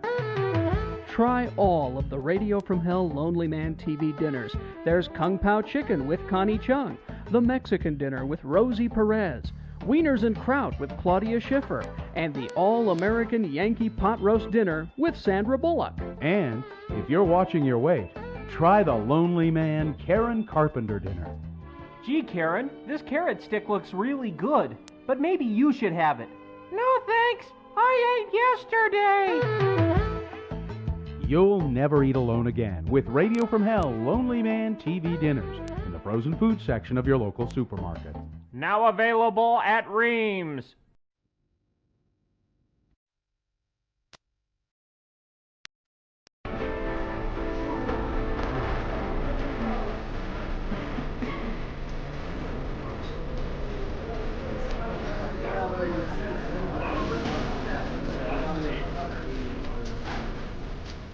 We're driving into work, and I was listening to my dad's station, and I heard him recording a commercial, and he was doing a mic check. And here's how he would do his mic check.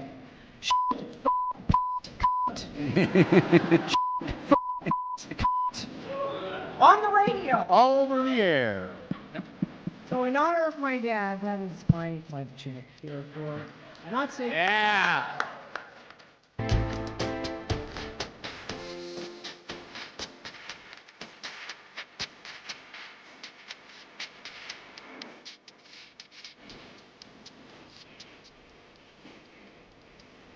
747, let's award boner of the day. And the boner of the day is brought to you in part by Kimchi Jjigae. And Divorce the Modern Way with SALT mediation, no court battles, flat fee mediation, uncontested services, attorney-prepared paperwork, no court appearances. Schedule your free consultation at saltmediation.com. So you're not even going to ask, Gina? Kimchi Jjigae? Well, I know what kimchi is, but...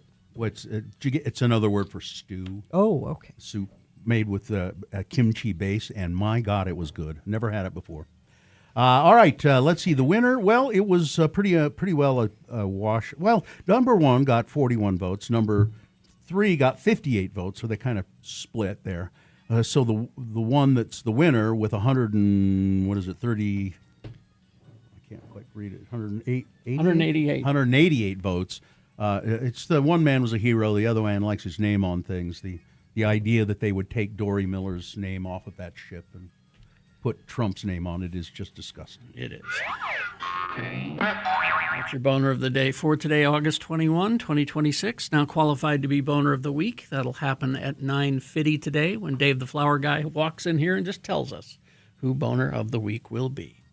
Is this sponsored? Yeah, it's brought to you by the Wine Academy of Utah, bringing you fun, educational, and entertaining events throughout the Valley since 2008. Services include having a sommelier in the comfort of your own home, to scheduling a sommelier at your next corporate event, to restaurant staff training. Find out more and go to the wineacademyofutah.com and increase your wine knowledge one sip at a time. Yes. Have another drink, it'll make you feel better.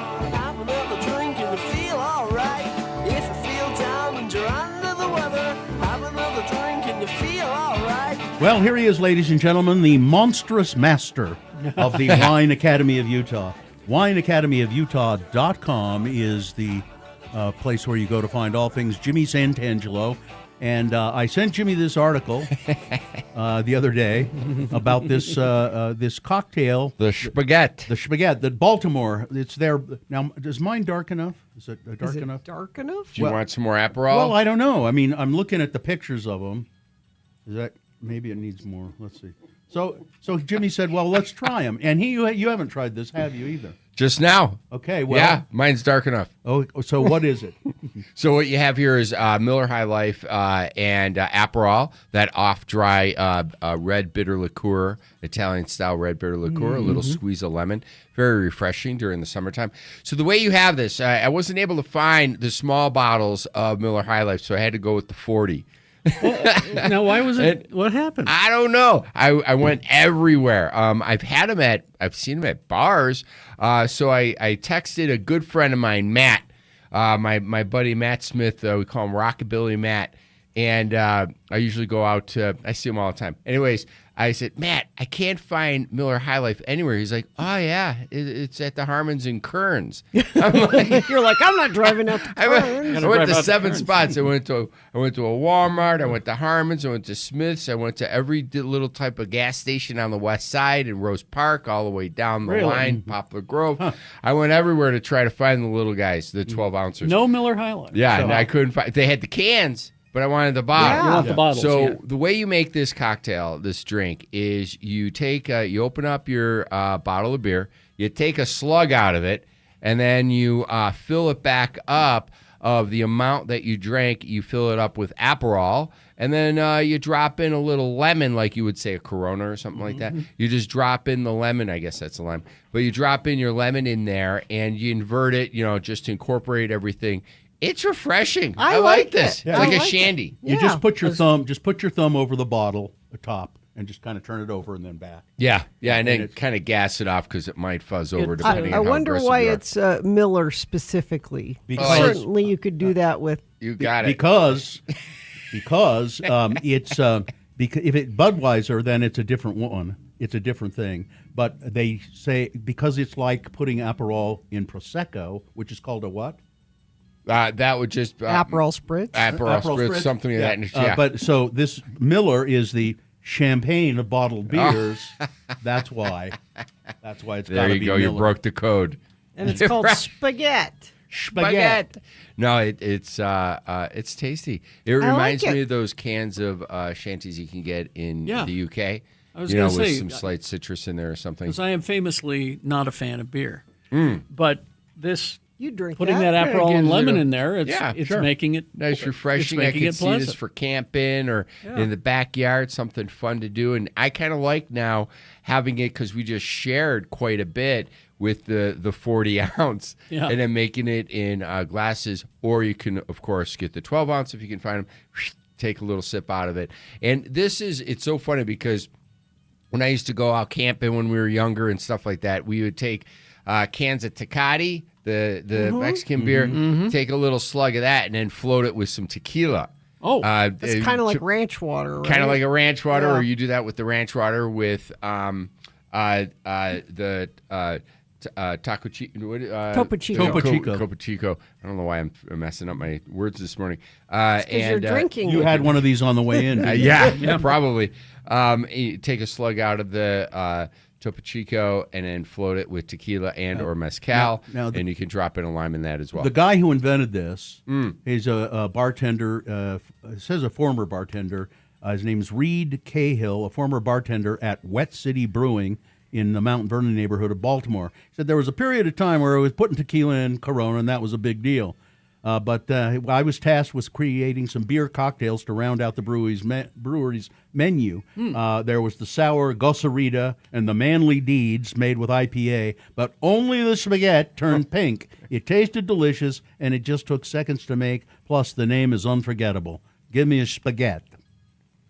It's good. I like it. I like it. Yeah. That's a fun story how it's created. You know, that's you're inspired by not only your guests, your community, and just certain beverage styles. And you can even do something like this. You know, Aperol is a lower, it's a liqueur, so it's lower alcohol. Kind Beer, of of course, little is only sweet going to be side about. to it. Yeah, it's got the sweet side to it for sure. And it is a red Italian bitter liqueur. So you have this slight dryness in there. It's the sweeter cousin to, say, Campari. So for those that are familiar with Campari and soda, Campari's that's really a bitter. Yeah, it's a Yeah, bitter. I'm This not a is sort of the off-dry style of Campari, if you will. And it looks great when it's in the 12-ounce bottles. Yeah, it's. I was inspired when you showed it to me, the New York Times article, and then I looked it up. There was a few other articles that picked up the same story, and it definitely made a splash. Kind of cool. Yeah. Well, so there you go. See, and I've just had a few sips, and already I'm burping. Yeah, I know. You know, Carrie, can you do the alphabet? not that much, just little burps. Oh, okay. It makes me burp. Beer's tough for me because, Yeah. I'm a big wine guy, spirits guy. But when I drink beer, I think I have to go to the bathroom more than the quantity of liquid of beer that I've consumed. It makes me have to go. It's another reason I don't. Another reason, yeah. Here's a guy, a bartender at Busty's Bar and Jukebox Busty's. in Austin, Texas, and he does. They make frozen spaghetti cocktails Ooh, that created sounds by good. pouring the usual ingredients plus orange juice into a slushy machine. It's called the Wow. world famous spaghetti. Carrie, you drink that. I'd have that, sure. Yeah. That's a lot of non-alcoholic liquids to be able to get Freeze it, frozen. yeah. Yes. That tricky. would be kind of clever. That's interesting. It's fun, and that's what the whole point is to bring people together, enjoy something unique and new, and that's what we're doing here this morning. So I recommend this over the weekend. Where it's still pretty warm outside. There's a heat advisory. Oy. Yeah, and could we get sightings of 12-ounce bottles of Miller? Yeah. To get sightings of that, please send them to us so we can go buy. We don't need a 40. I want to go buy a 6-pack and make them. Not that there's anything wrong with it. Well, That's whatever. That's for sitting on the stoop all afternoon. Wet City Brewing celebrates Spaghetti Day, the day that it was invented. And this year, the owners of the bar gave a party sponsored by Aperol and sold 300 spaghettis. Good Lord. Roughly 6 times as many on a busy Saturday. That is all right. Yeah. Aperol's hitting its sales quota, that's for sure. I'll say, yeah. No, that's great. Well, that's good. If you have any questions for Jimmy Santangelo, he's our guy. He knows all. 877-602-9696 is the number to call to talk to Jimmy. Or if you want to tell us about unusual cocktails that that would be good, you too. have encountered, there Love are it. many unusual cocktails out there. Love to hear that. 877-602-9696. All right, traffic, Gina, please. Yeah, actually, this lack of traffic is sponsored. I've got nothing coming up on UDOT and nothing coming from you, friends of the program, which means your commute's great right now. So go out and enjoy it. All right. Go forth. And it's brought to you by... Oh, is it sponsored? Yeah. Brought to you by... Save $100 on Aereo's summer AC tune-up. Just $49 gets you a thorough 40-point inspection and performance check. Book today at aereohome.com. All right, KXRK Provo. 877-602-9696 is the number to call to talk to Jimmy. We'll talk about cocktails or beer or whatever it is you want to talk about coming up after these messages. 877-602-9696. Salt Lake Film Society. Yeah, it's our preferred theater. If we're going to the movies, this is where we're going at Broadway Center Cinemas. They've got all kinds of stuff going on this weekend, and we had Sean Means in here earlier reviewing these 2 movies, and he gave them both, I think they're both 3.5 stars. Teenage Sex and Death at Camp Miasmas, starring Hannah Einbinder and Gillian Anderson. Yep, 3.5 stars. 3.5. He also gave 3.5 to Tony. That's the Anthony Bourdain biopic. That opens today as well. Summer Showdown still going on. 13 Assassins and Kofi, Friday and Saturday only. And believe it or not, it's time for Tower of Terror. Those tickets are on sale now at slfstix.org. At X96, we play whatever.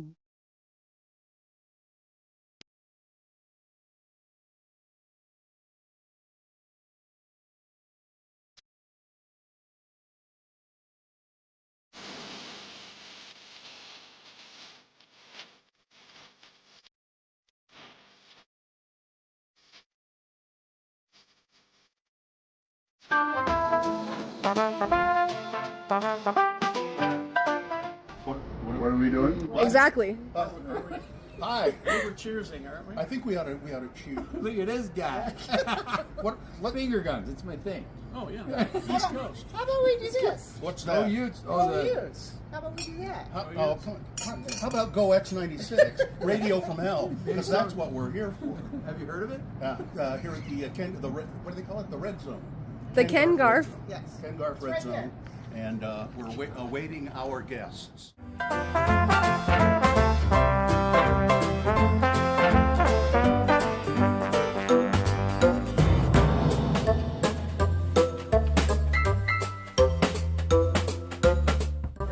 How's it going? Are we on? Yep, yes. Cheers.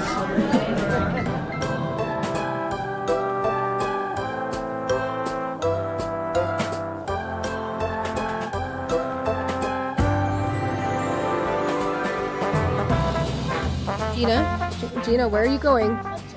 That is stanchioned off. I can fit right through it. I just want to go touch it. Do you want to go touch the what? I want to go touch the turf. You want to go touch the turf? I think you need to come back here, ma'am. Gina, I think it's time to come back here. Don't make me chase you.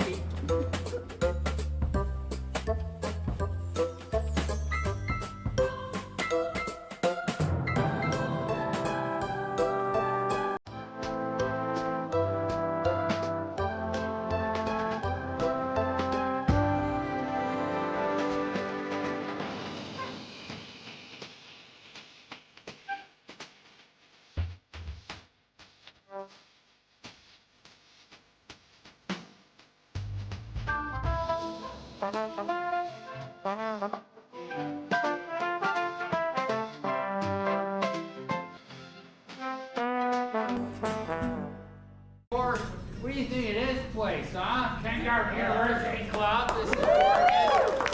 As well, of course, with Radio from Hell, Carrie, Bill, Gina. I think we're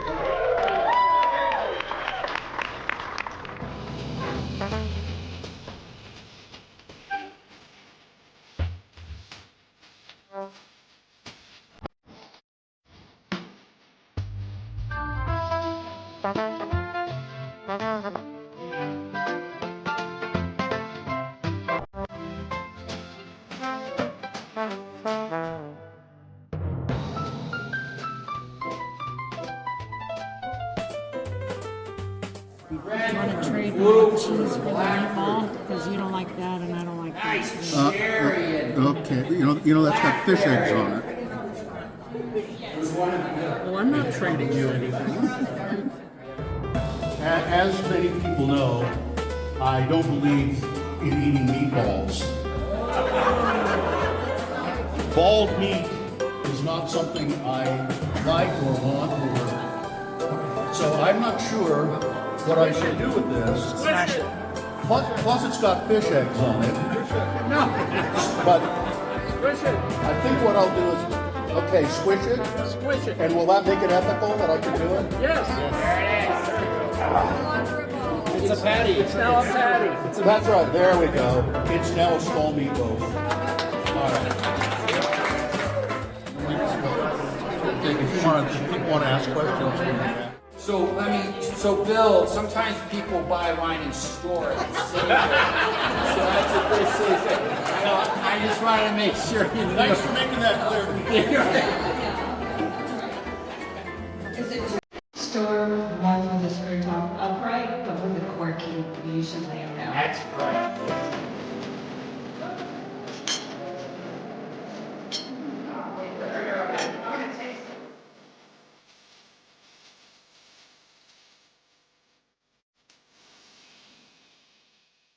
Chief Wiggum did, who says he's a cuckold in Orem. Yeah. Orem. So we're back with Jimmy Santangelo, Wine Academy of Utah, wineacademyofutah.com. We're enjoying the drink of the summer here, the spaghetti. Summer's almost over. It's the drink of the summer. Which is simply Miller High Life beer, Aperol, and a squeeze of lemon. It's delicious. And it's right. great. Very, very tasty. Yeah. We heard from somebody who said, my wife orders these all the time. Really? At the Water Witch. Oh, yeah, they'd be able to pull this off. Sure. Oh, for sure. So we got some phone calls here. Yes, we do. We'll start with Kate. Hello, Kate. Good morning, Jimmy. I have a question about your in-home events. Yes. I was perusing on the website and saw the different, offerings that you have.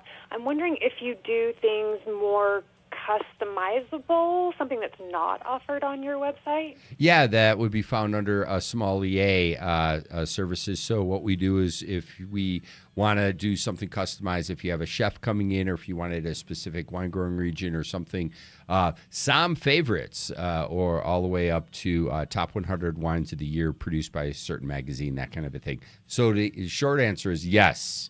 And those are some examples that we can do. Okay.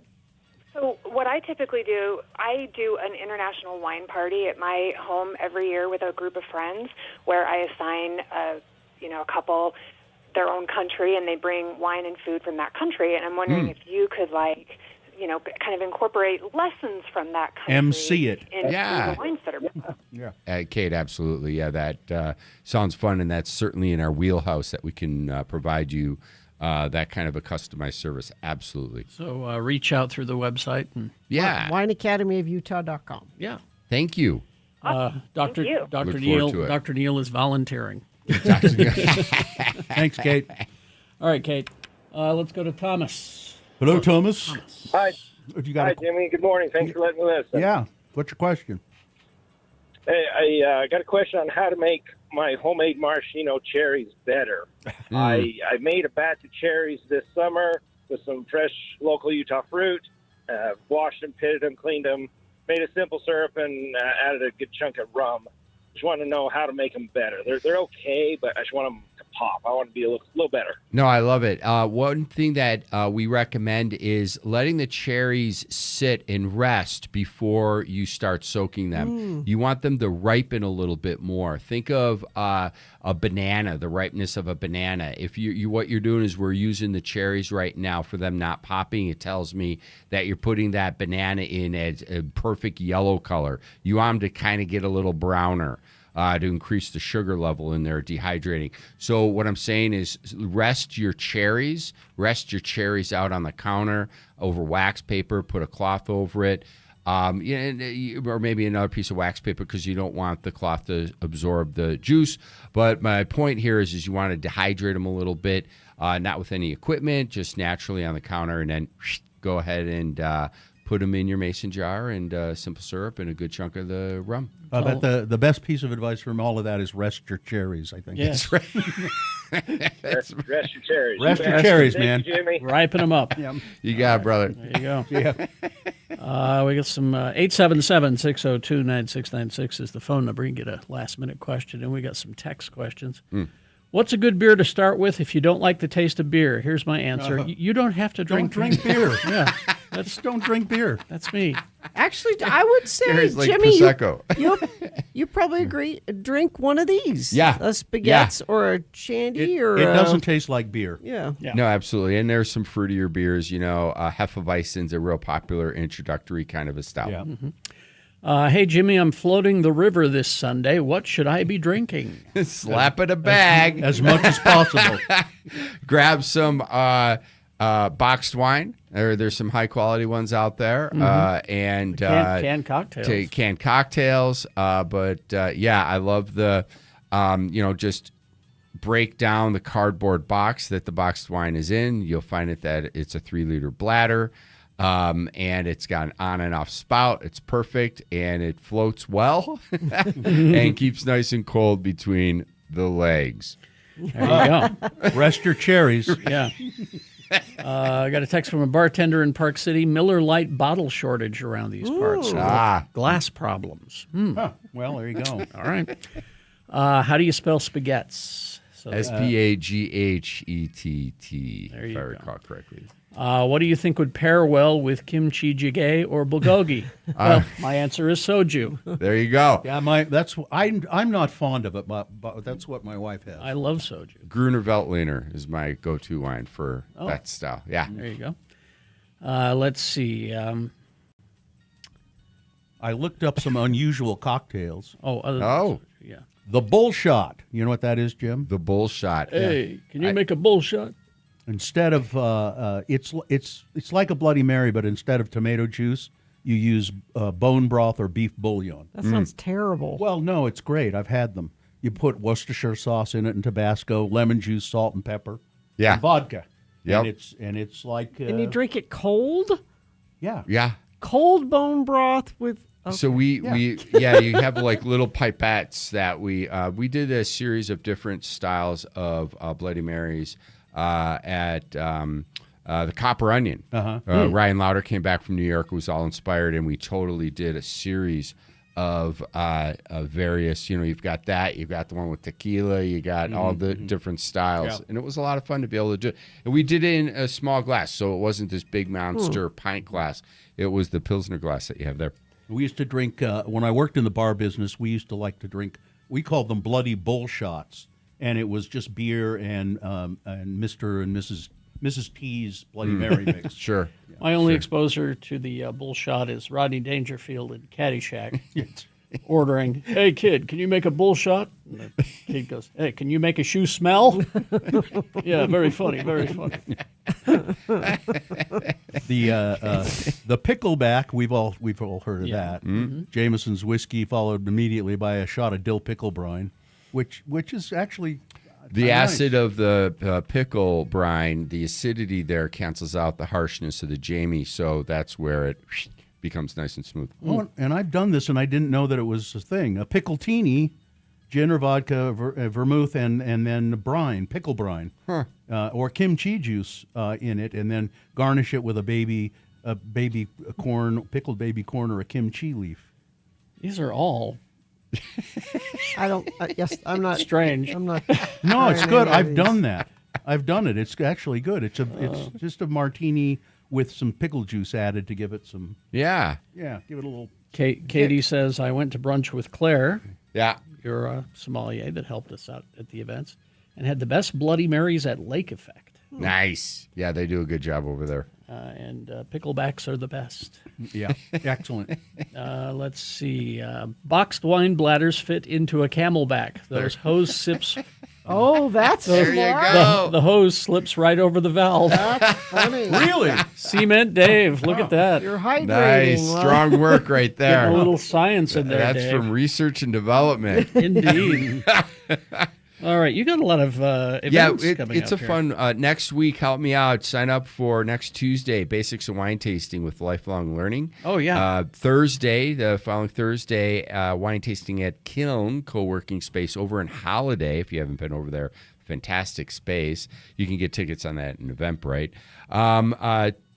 Tuesday, the 1st of September, wine tasting up at The Breaks in Saratoga Springs. Beautiful space up there. Followed by that Wednesday, Cellar Nights featuring wines at The Coop in Layton. Busy week that week. Thursday, the 3rd of September, residents of Daybreak are going to enjoy the Manhattan Cocktail, Taste of History, and much more. All you got to do is go to wineacademyofutah.com. Go under ticketed events to see all that we're doing. For the person who doesn't like the taste of beer, Michelob Ultra. It's basic. Yeah. It's basically water. It's water. Water with a little alcohol and carbonation. I've had an Ultra. Yeah, it's basically water. Well, this was fun. The spaghetti. Enjoy it this weekend. Anybody have any questions? Reach out. But everybody be safe out there. All right. Thank you, Jimmy. Thanks, Jim. You got it. Make you feel better. WineAcademyofUtah.com. Alright, if you feel down and you're under the weather. Traffic, Gina. Friend of the program says there's an accident at the intersection of 41st South at 5600 West. Thank you, Infinity member who sent that in at 33986. We also have a crash northbound I-15 just south of Pleasant Grove Boulevard in Linden. Right shoulder affected there. Clark Planetarium proudly presents Laser K-Pop Demon Hunters, where electrifying K-pop rhythms collide with high-energy battle of light and sound. It's bold, it's intense, it's unlike anything you've ever seen before. Tickets at clarkplanetarium.org. Beat Gina coming up after these messages and a song. It's multiple choice pop culture trivia. Easy to play, easy to win. The prize, what is our prize today? Tickets to see Empire of the Sun October 1st at Utah First Credit Union Amphitheater. Good band, Empire of the Sun. 877-602-9696 is the number to call to get those tickets. It's Dirty Dancing trivia. You're in trouble, whoever called. I got hard ones for Oh, you. For you. All right. Because you had this movie practically memorized. That's true. 877-602-9696 is the number to call to get those Empire of the Sun tickets. At X96. Vaxildan, our radio pup, finally has a sponsor. It's Zero Res, and this time of year brings a lot of dirt and things through your house, damaging your carpets. Vax says book your carpet cleaning appointment today. Not only do you get the 4th room free, but your animals will thank you with extra love. Go to zerores.com today. Roller derby is a going concern here in Salt Lake, and Going concern? A going concern? It really is. He's Johnny Ola again for a second. It's a going concern. This is a roller derby participant, the very lovely and talented Jamie Dodger. Thank you very much. Who is also I live with this person as well. You live with a roller derby person? I do. That's right. Occasionally, I just hip check him. Yeah. Into the wall usually. Like a sitcom in that house. You never know. Yeah. And our son always carries a knife. So yeah, we were thinking that guy is just like our son. Yeah. So at any rate, there's a big roller derby bout this Saturday. That's right. We've got the Summer Slam coming up this Saturday. So it's my team, the Beehive Skate Revolution, and those girls from Junction City Roller Derby. They're from Ogden. Those girls. They're Ogden girls. Ogden girls. Mm-hmm. You know They're how tough. they are. They're tough. They are. So what are the particulars of this Summer Slam? So it's again at the Derby Depot down there across the viaduct where the trains go by, the dusty warehouse we love to play in. You go 13th South. Yeah, just go over 13th South Viaduct, and we're Turn there left. at 1415 South 7th West. And what time is the bout? It's a little bit early this time. We're starting at 6, so you can go out. You can go hit your pride activities afterwards if you need to. But it's gonna be a rough one. Why do you think that? Well, so the last time we played Junction, it was the Spring Slam, and we were up there on their turf, but we took the win. Oh. Yeah. So they're going to be out for revenge. That's right. This is a grudge match. This is definitely a grudge match. It might get ugly, folks. Now, do we have tickets to give away to this? We absolutely do. How many tickets can we give away? I think we should give away 3 pair. Does that sound good? 3 pair of tickets to this event Saturday night, the Summer Slam at the Derby Depot. So 877-602-9696. If you want, the first 3 people will get a pair of tickets. So call now. The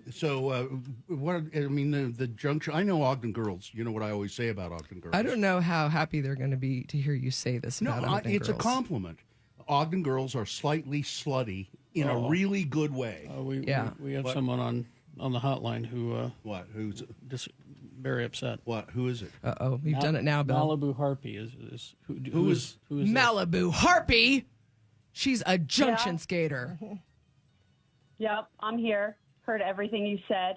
Everything you said. And you know what?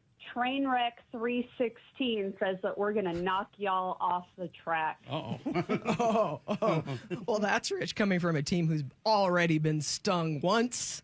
Oh, Malibu Hey. Harpy. This is. They beat you last time. We're okay. Yeah, that's fair. We're not mad that you beat us last time, though. We're only mad that you think you're going to do it again. I think we have a picture. This will show you what Malibu Harp. Do we have that? If you go to x96.com/live, describe this? Who's in this picture? That there is Malibu Harpy with a folding chair attacking my teammate Kimikaze. And you know what? Malibu? I just want to tell you, the chairs at the Derby Depot don't fold. The chairs don't fold. You need that on You're a T-shirt.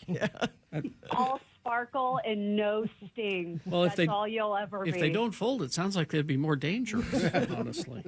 Well, they're just harder to pick up. Okay. Malibu Harpy, are you going to take that sitting down? No.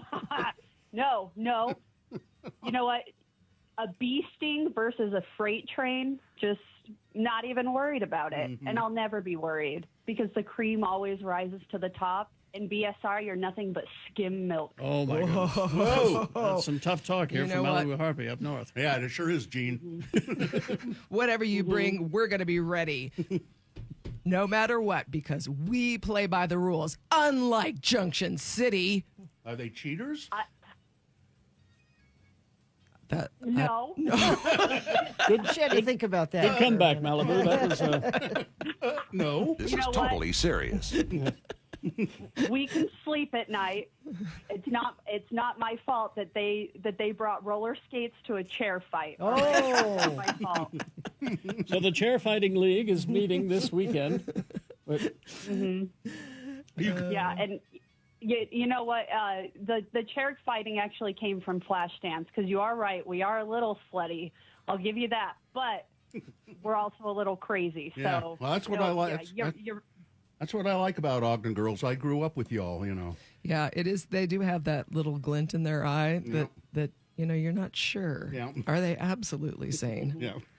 I wish you both of you the best of luck. Really? You're not just wishing one of them? Well, I mean, really. That's gonna go well later. Totally serious. I say no. I wish you both of you the best of luck, and I know that the best team will win, and that will be the Beehive Skate Revolution. Oh. Yeah. I'm sorry. I live with one. I mean, not for long. There's some Wow. some death threats. I think she just means not for long because she'll be in the hospital temporarily. I'm sure that's not a death threat. Well, that's happened a couple of times. Yeah. So. I am the designated hospital driver for my roller derby team. Yeah, all fun aside, this is going to be nobody will be like seriously injured, I hope. But it does. I don't know. It does happen. But it is very action packed. I mean, it's a very physical game, and you can expect to see a lot of hitting and jumping and skating hard. Is there a website people can go to? Absolutely, saltlakerollerderby.org, and you can find tickets there. Okay. And more information about where to go, when to go. It's Saturday night, 6 p.m. Junction City versus the Beehive Skate Revolution. Hey, Malibu Harpy, thanks for calling in and being a part of this. Thank you. Yes, thank you so much for the airtime. Appreciate it. Good press. Thanks, Malibu. See you later. I'm going to make sure the authorities are on side of this. I think I may need some protection from both of them. Yes.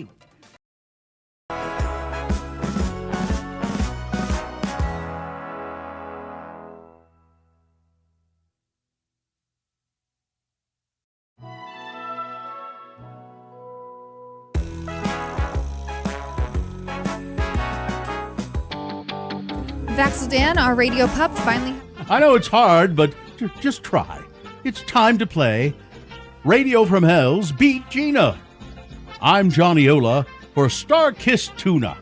You remember Charlie the tuna, don't you? Yes. Charlie did everything he could think of to convince the Star-Kissed fishermen that they could catch him because he was a tuna with good taste. He wore a beret. He had a monogrammed coat, and he appreciated fine arts. Yes. But alas, Charlie was never able to impress Star-Kissed because the company didn't want tuna with good taste. They wanted tuna that tastes good. Sorry, Charlie. Oh. Only the finest prime tuna get to be Star-Kissed. More people like the taste of Star-Kissed than any other brand. Try it and see why. And when you buy your tuna, be sure to tell them Charlie sent you. And now, only the finest prime announcers are selected to host a game show like Beat Gina, and here he is, a host with good taste, and there's nothing fishy about that. No. Kerry Jackson. Thank you, Johnny Ola. You're welcome. I had a Charlie the Tuna tie. You did? You could send for it on the label. Well, you had good taste. I'm terribly sorry. Yeah, you send in like 6 labels and Wear that to, $3 or something. Wear that to church? I did once, Yes. yes. Let's see. The randomizer has picked a contestant. Gina, you'll be going up against Megan today. Megan, are you there? Hi, I am. All right, Megan, we're going to toss a coin to see who goes first. We'll give you the advantage. Call it heads or tails. I'm going to say heads. All right, let's see what happens. It is tails. Terribly sorry. You're going to have to work All for right. these Empire of the Sun tickets. They're coming October 1st to Utah First Credit Union Amphitheater. All right, Megan, multiple choice pop culture trivia because you lost the coin toss. Gina gets the first question to answer on her own. If she gets it correct, she gets the point. If not, Megan, I hope you were paying attention. I'll ask you the same question, and you can steal Gina's point away. We'll go back and forth till one of you gets 3 points. Dirty Dancing Okay. was released on this day in 1987. I know. You knew that. Dirty Dancing trivia. She's going to watch it today, I'm sure. Probably. All right, Dirty Dancing trivia. First question for Gina. Gina, what does Johnny tell Robbie to put on everybody's plate? Is it 1, a pickle? Is it 2, a tomato slice? Is it 3, fry sauce? Or 4, a puddle of A1 steak sauce. A tomato slice. Really? No? Oh, Megan. Pickle. Pickle. Pickle. Megan's got 1 point, and Megan controls the question. Disappointed, Gina. I said tomato slice because that's what they put on every plate at the crab cooker in Newport Beach. Not a pickle? Not a pickle. Tomato slice. All right. Let's see, Megan. Next question. Where does Lisa say she does not want to go on a honeymoon? Does not want to go on a honeymoon. Is it 1, the Catskills? Is it 2, Niagara Falls? Is it 3, Bacon, Indiana? Or 4, Eek, Alaska? Ooh. I don't know. Let's say the Catskills. No. Sorry. See, this is supposed to be the Catskills. Gina, That's where they are. what is the answer? Niagara Falls. That's why I put it in there. All right, it's 1-1. And Gina controls the question. Gina? Yes. Penny had a poster of what hanging in her room? These are very deep. Yeah, I had to. Because I know you. Penny had a poster of what hanging in her room? Okay. Is it 1, Troy Donahue? Is it 2, Farrah Fawcett? Is it 3, Italy? Or 4, France? Oh, I don't remember. France. 2-1. Megan. These are deep, Carrie. I'm Told you. impressed. Told you. It I is know. it's a fountain of knowledge, isn't it? All right, it's Megan's turn. The score is 2-1. You could tie it here, Megan. All right, Megan. What is the name of Johnny's cousin who also works at Kellerman's? What is the name of Johnny's cousin? Is it 1, Bluto? Is it 2, Flounder? Is it 3, Billy? Or 4, Jamie? Billy. Billy is correct. 2-2. Wow. That's who, All right. That's who she carries a watermelon with. Is that? Yeah. Oh, That's, okay. Oh, boy. All right, good. Let's be over pretty soon. I mean, it's Gina's turn. You'll be okay, Johnny. All right. Gina? Yes. What was the name of the book that Robbie wanted to loan Baby? Oh, okay. Is it 1, The Fountainhead? Is it 2, Atlas Shrugged? Is it 3, Pull My Finger by Charles Dickens? Or 4, How to Live with Low Intelligence and No Ability? The Fountainhead. Fountainhead is correct. There it is. There's the win.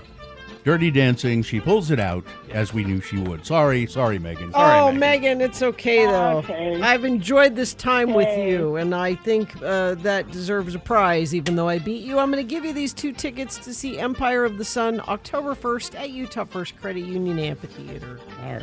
Pretty nice. Yay! Megan, hang on the line. Listen, I've got to get out of here. It's time. I'm not going to go fishing, so I better cut bait. All right. Big Boy News and Opinioendo now brought to you by. At Progressive Primary Care, members can text their doctor anytime 24/7, not just make phone calls during office hours. Experience health care on your schedule at progressiveprimary.care today. And never forget. The views expressed on X96's Radio from Hell show do not necessarily reflect the opinions of Broadway Media, its management, owners, or advertisers. This program is intended for mature audiences. Parental discretion is advised. Well, Shia LaBeouf. Oh. And I bet you're just, this is going to be shocking. What's that? He's made a revelation. He's drinking every day. Every day? Isn't that's shocking? Isn't he supposed to be getting a handle on things? Yeah, after his arrest on 3 counts of misdemeanor battery during Mardi Gras, TMZ obtained some court documents as part of Shia's criminal case in New Orleans, where he was sentenced to 2 years probation and ordered to attend alcohol treatment class after pleading guilty to the charges. Per the court document, Shia has been compliant, been checking in with his probation supervisor, and has provided proof that he will complete anger management and substance abuse treatment by next month. And the doctors say Shia denied mental health treatment and self-reported that he drinks alcohol every day. I don't need any mental health treatment, and yes, I have a drink every day, but I've completed everything else. The next hearing in the matter is September 23rd. Then there's a note on the document that says Shia will not appear because, well, somebody's hired him, and he is shooting a movie. So Why would anybody do that? Yeah, I think you read that Brad Pitt is back to drinking. Oh, it must be okay. All the cool kids. It's fine. Yeah, it's fine. So this is a story that I've sort of been looking at and puzzling over, and it's made me feel very sad for this guy, Cambridge professor Jason Arday. He was accused of plagiarism. He was the youngest youngest person to ever be elected or hired as a professor at Cambridge. And he was accused of plagiarism by a Belgian university academic. That academic who accused Mr. Arday of plagiarism has now been suspended by the university that he is at in Belgium. The school defends this as a precautionary measure while they look into his recent public statements. The academic, Nathan Kofnas, is a former Cambridge scholar who is now a postdoctoral researcher at Ghent University in Belgium, and he's known for work suggesting that black people are genetically predisposed to be less intelligent than white people. Really? Last month he wrote about Dr. Arday, who was black, in a newsletter, accusing him of plagiarism in his doctoral dissertation. The post ignited a public firestorm that dominated British newspaper headlines, prompted new allegations that he had fabricated parts of his life story. That's a picture of Dr. Arday there. Dr. Arday resigned his position at Cambridge earlier this month, and last week he was found dead. Yeah. We attach great importance to academic freedom and to open academic debate, even when views are controversial, said Ghent University. However, that freedom is not unlimited. It goes hand in hand with responsibility and may be restricted in order to protect the rights of others. In an email on Thursday, Dr. Kofnas, who was American, by the way, confirmed that he had been suspended from his role as a postdoctoral researcher, suggesting that the school had retaliated against him for political reasons. In response to a request for comment about that claim, Ghent University declined to say anything about that. Liverpool John Moores University, which awarded Dr. Arday his PhD, said that it had looked into the allegations and declined to withdraw his doctorate. So Kofnas made the allegations that there was plagiarism. The people who gave him a PhD looked into it, his dissertation, and said, well, we don't see that. But I think he was being horribly harassed. Yes, he was. Now, Dr. Arday, the guy who died by suicide, we presume that's what it was, had said things about his life that were kind of fantastical. Now, whether there was plagiarism in his PhD dissertation, a doctorate dissertation, I don't know. The people who issued it said it didn't appear to be, but there were things in his life that he grossly exaggerated. Yeah. But the fact that he ends up dead is just awful. People who knew him, were close to him, said he was just one of the nicest, most gentle people in the world, and that's terrible. And I guess I understand academic freedom, and that this guy is researching that black people are not as intelligent as the white race. It's stupid. It's not. But if that's what he wants to research, I guess he has the freedom to do that. The process for approving controversial Stratos data center in Box Elder County was not good, and the state board that approved the hyperscale center should be reformed. Governor Spencer Cox said at a PBS News conference yesterday. The board's Utah's Military Installation Development Authority, MIDA, was established to approve military efforts in the state, but has expanded in years, approving major developments at Utah's ski resorts and clearing the way for the Kevin O'Leary-backed data center. Asked about the data centers Thursday, Cox said Stratos is the only one that obviously got a tremendous amount of attention, and it should have. The process was not good, and the MIDA process especially. In recent years, Cox has said that the board, MIDA, has had mission creep. That means taking on projects and approvals beyond what the board was initially created Don't for. have anything to do with the military at all. Yeah. Yeah. Governor Cox also reacted to news that U.S. Immigration and Customs Enforcement is backing off plans to build the mass detention facility in Salt Lake.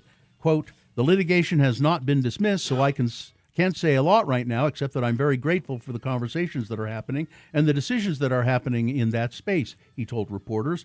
The U.S. Department of Homeland Security, which oversees ICE, said in a court filing that it was no longer going through the plans to put a detention facility in a warehouse it had purchased on Salt Lake's west side. Governor Cox has said in the past that some kind of ICE facility would be needed in Utah because the nearest one is only in Nevada. But he has called for the right kind, expressing concern about what was originally rumored.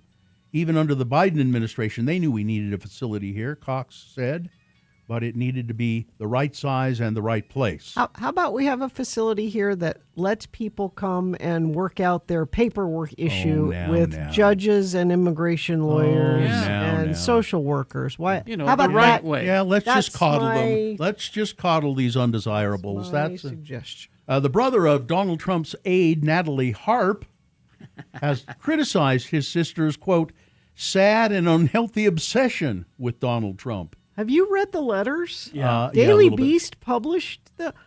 They are weird. Harp's close relationship with Trump has been well documented. According to Maggie Haberman and Jonathan Swift's book, Regime Change, Trump has praised Harp's loyalty, saying, she will never leave me. Trump reportedly took extraordinary security precautions during a trip to Turkey, made sure that Natalie Harp was safe. Not, Marco Rubio or No. anyone else. They just Harp- have a very, very strange relationship. Harp has reportedly written intensely personal, admiring letters to Trump, including one describing him as her guardian and protector in this life. She claims that he saved her life by, she had some form of bone cancer, and he signed something that said that an experimental procedure could be used, and she was cured. So I'm I not don't buying know. any of it. Me neither. I don't really think And, so. Melania's been missing up until yesterday. Yep, she made it. She said, I hear you missed me. Yeah. Be best. Everyone's much. like, Here what I are you, am. where have you been? Pete Hegseth is upset that the U.S. Army has decided to backtrack on a set of new academic standards for college students enrolling in the Reserve Officer Training Corps training program meant to block stupid people from joining. The new standards required scores of at least 1,000 on the SAT. The average score in 2023 was 1028, according to the National Center for Education Statistics. The upgraded standard, which was supported by Hegseth, was adopted August 5, but was withdrawn Wednesday, the New York Post reports. The Assistant Secretary of the Army for Manpower and Reserve Affairs argued earlier in August that the Army must cultivate intelligent and adaptive officers to build a lethal and ready Army. The strength of our officer corps is the strength of our Army, he said. Could you pass that test, Pete? I bet not. Probably not. And speaking of Natalie Harp, Pete's wife is constantly with him. Yeah. In meetings she shouldn't be in. Meetings she has no clearance. No. And when asked what's she doing here, he said she's here to keep me out of trouble. So that he won't drink. So that he won't secretly drink or use cocaine. Yep. And a man dressed as Darth Vader crashed a San Diego City Council hearing Wednesday and delivered a bizarre Star Wars-themed defense. A Star Wars defense? Of the city's controversial flock cameras, complete with the Sith Lord's trademark heavy breathing blasting through the council microphone. The council addressed the masked man simply as Darth Vader as he took the podium during a public safety and livable neighborhoods community meeting. This is what the Emperor needs. This technology will help us find the rebel scum and the hidden base on Hoth, he said, invoking the frozen planet. When the bad guy wants surveillance, that's... The costume speaker urged officials to use the cameras to track down rebel scum from playground to playground, from playground to pool, from pool to gymnasium, because we all know that the flock cameras are not only following the license plate readers, they're following the children, too. Exactly. That's hilarious. He's I'm surprised they let him in there with that on. I think that the council people probably thought, oh, good, here's somebody who supports what we want to do. Yeah. Even if it is for the Darth wrong Vader. reasons. Yeah. Sports weather traffic.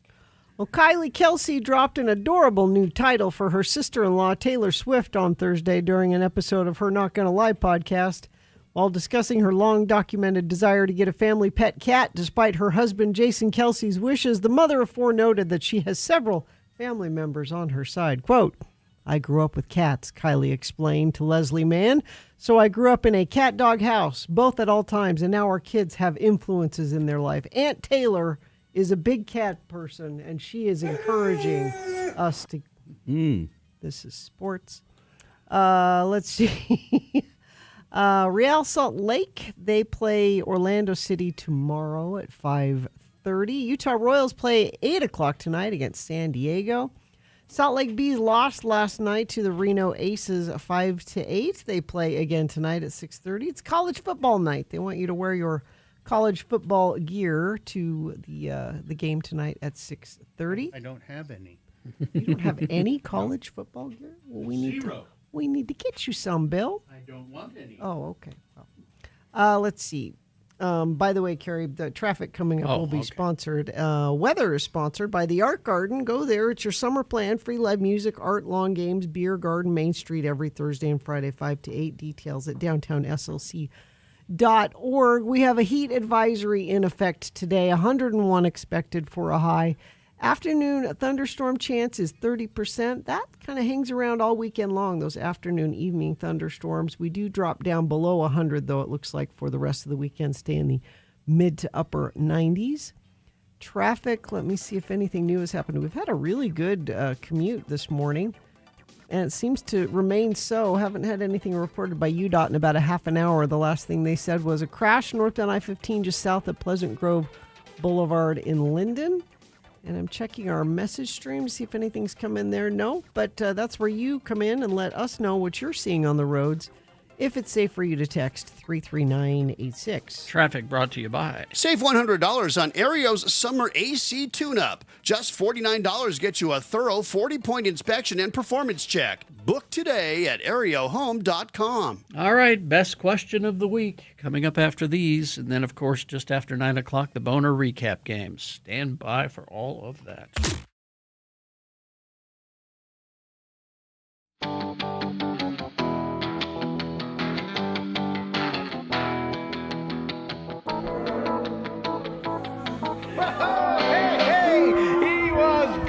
Wasn't he, ladies and James? Pegleg Johnson, the one-legged stand-up comic. We're going to have him back real soon.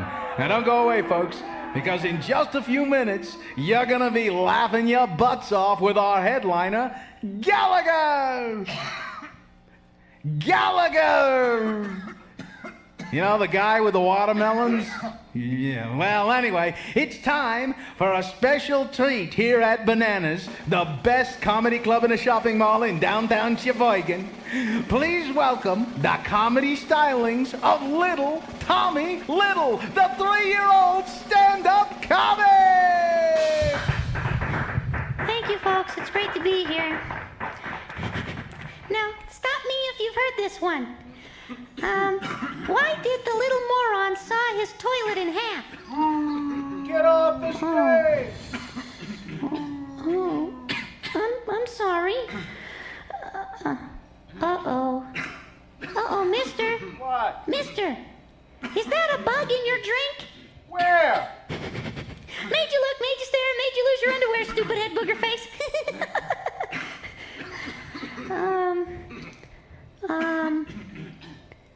Poo-poo pee-pee.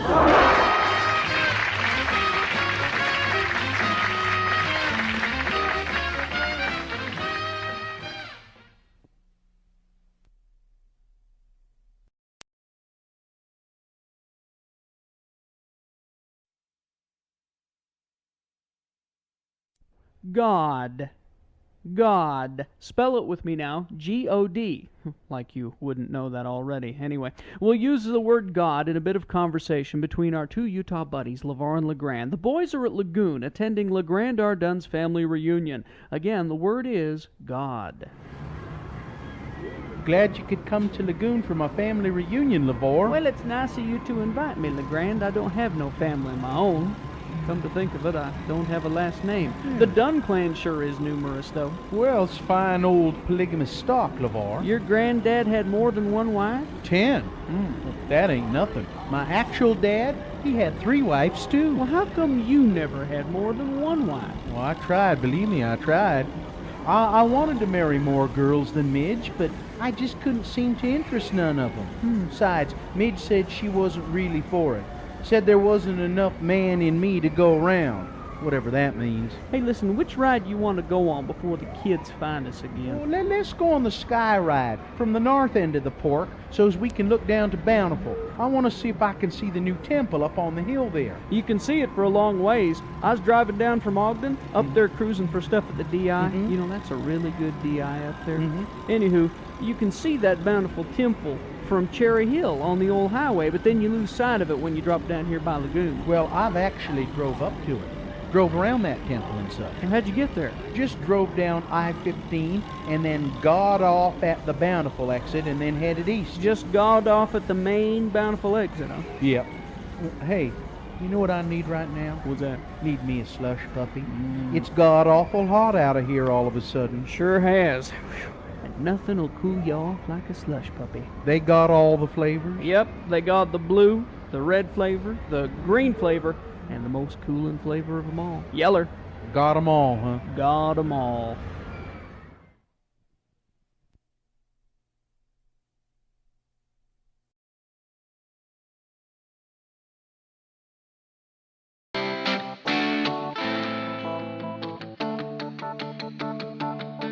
Sponsored. Are you into Dungeons & Dragons? Pick up the updated Spell, Monster, and Magic item cards for Dungeons & Dragons. Available now at Haster Games, 6831 South State, or HasterGames.com. It's Best Question of the Week, and we got a couple that are similar. So maybe we can just have a general discussion about our blessed radio. We got this one that says... Hello, Lords. I was just curious. Throughout your careers in radio, what are some of the changes you feel have made it for the better or for the worse? What era of radio work did you enjoy most? Spinning records? Hitting a button? Bringing in an iPad full of sounds you recorded the night before? What advice would you have for anyone wanting to get into modern radio? Don't. Yeah. There are various aspects of any of those sort of decades that I enjoyed. I enjoyed the first let's say 10 years or so of, or maybe a little more of doing things by the seat of the pants, having to scramble to get things done. The difficulty, but the satisfaction you would get from editing tape, which you had to cut with a razor blade, and now you can just do it all electronically, and it's much easier and better now. But there was a certain satisfaction in doing that. Doing things, making things up for little or no money, but then I started, as we got more technologically advanced, I came to appreciate that, but I would say probably the last 12, 15 years, 10, 12, 15 years have been really the best. Right now, this is the golden time. This has been the best time for me in radio. That I remember, speaking of the technology and changing and stuff, Bill and I used to do the news by getting the newspaper in the morning at the Maverick. You get a Tribune and a USA Today, and Bill would bring his New York Times from home, and we would sit down at a table with a highlighter and scissors cut out stories. And I remember when Bill brought in a laptop for the first time. I don't. You don't remember? I don't remember the first time. You had your own personal laptop that I thought was just super fancy. That, wow, you just brought your own computer from home? And it's it's gotten easier to do all of that. So that's good. I miss. I mean, the technology that we have now, this computer and everything, that makes it easier. But I miss queuing up the records, playing the commercials individually, the promos individually. It was on hand, by hand. And when you listened to the radio, you could hear somebody who was really good at what they were doing. And now it's all taken care of for you. I miss not smoking in the studio. Yeah. Still to this day. After all these years. When I first started, my first job at KJQ was overnights. And Carrie and Bill were the morning show, and I worked the night before. And we would get a paper list of here's all of the songs you're supposed to play and all of the commercials that are supposed to play. And the songs, some of them were on vinyl and some of them were on CD. And all the commercials were on like 8-track cartridges. Yeah. And I, as a service to Carrie Jackson, would take that log and I would pull all of the music and have it in stacks in the studio so that you could come in and do the show.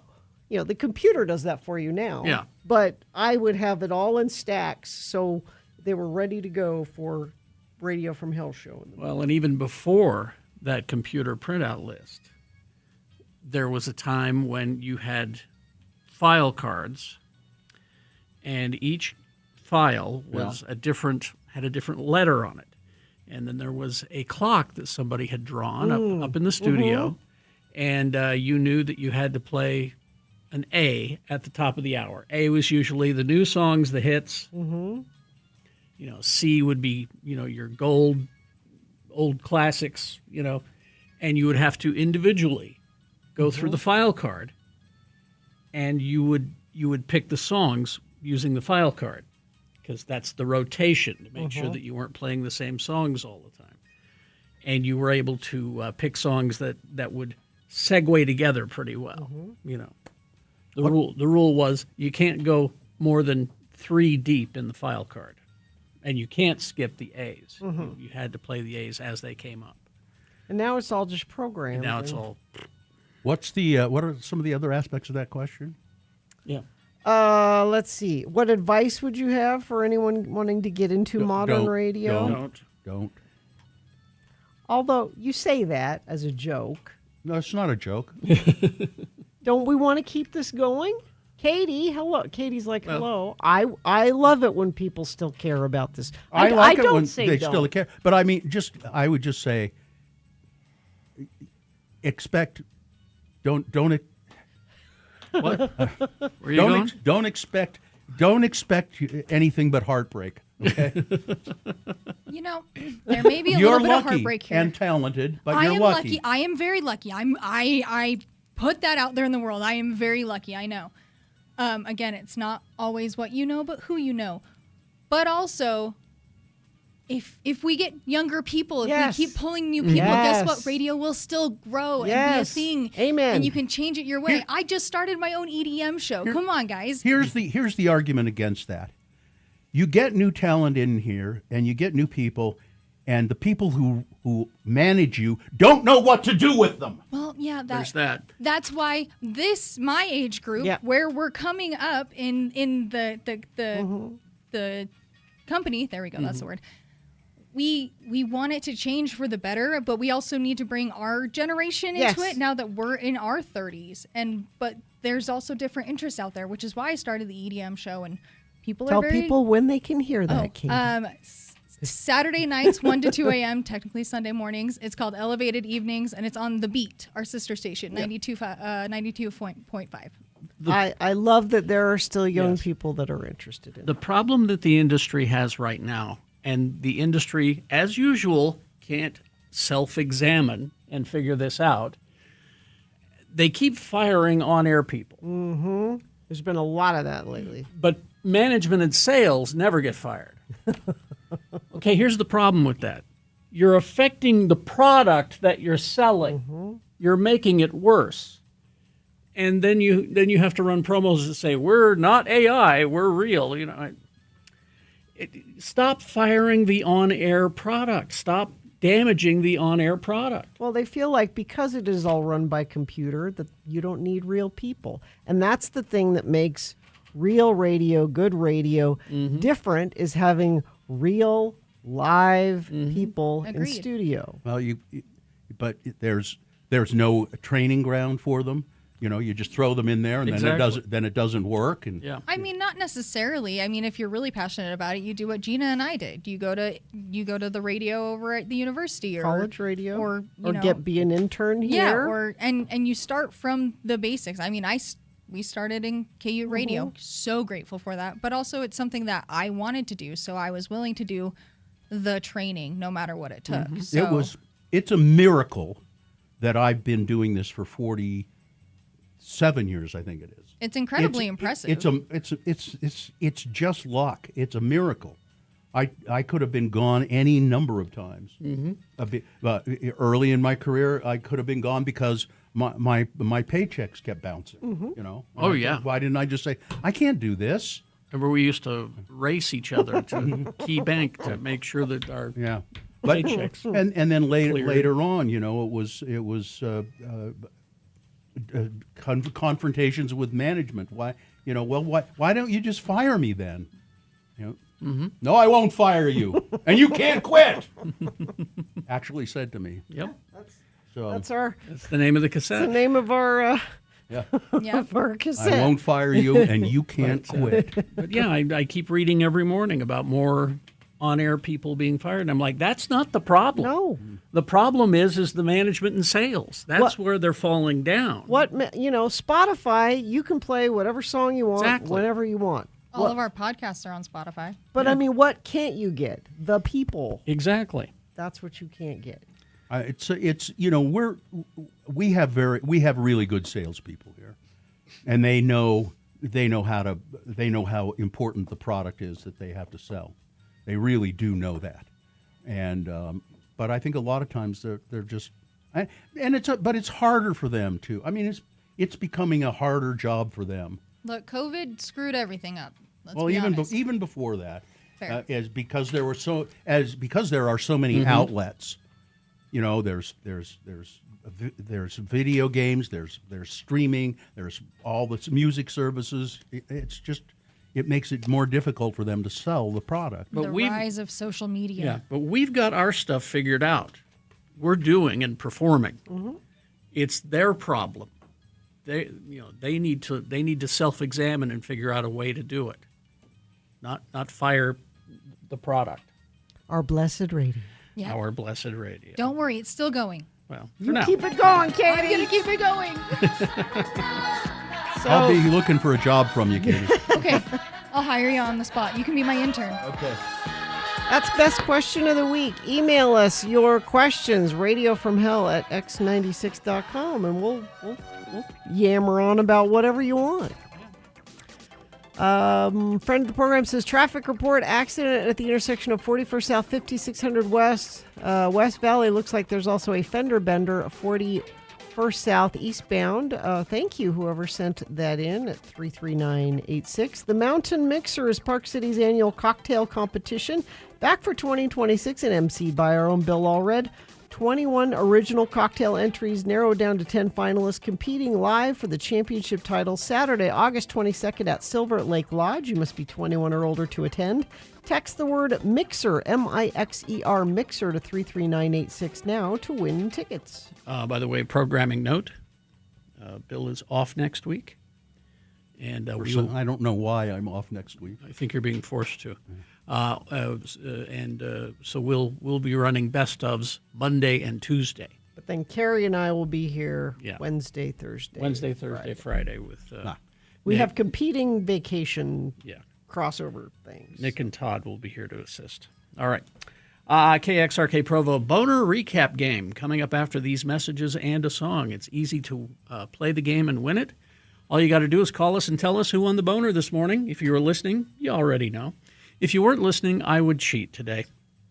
Go to x96.com. Look for the box that says Boners August 21, 2026. Click on there. The answer will be revealed.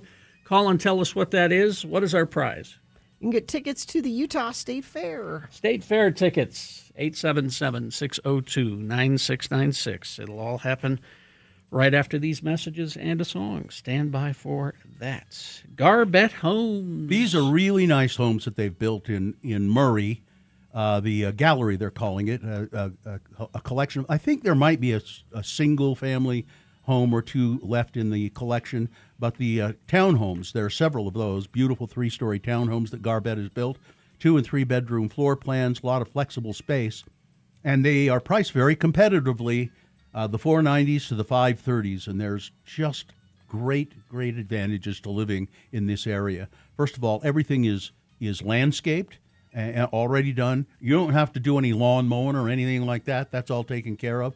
They even provide Wi-Fi, the Homeowners Association does. Garbett Homes. They have a special move-in offer.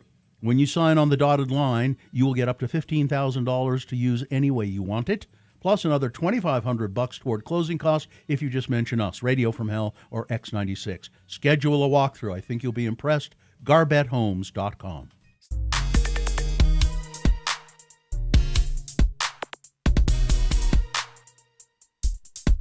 Program, Carrie and Bill.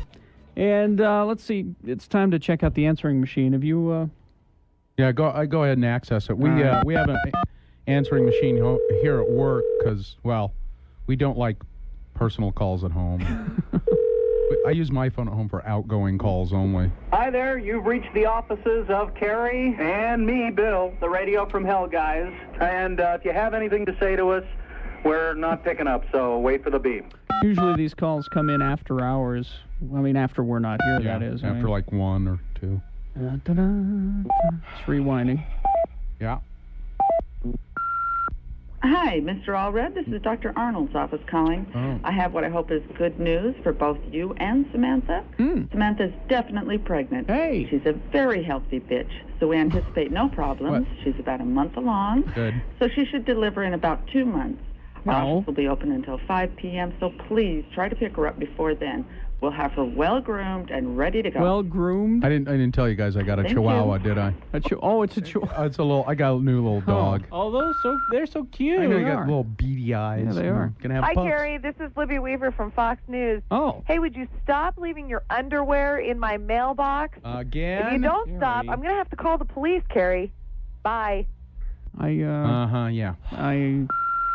Yes, this is the in vitro fertilization clinic at the University of Utah calling for Ralph Allred.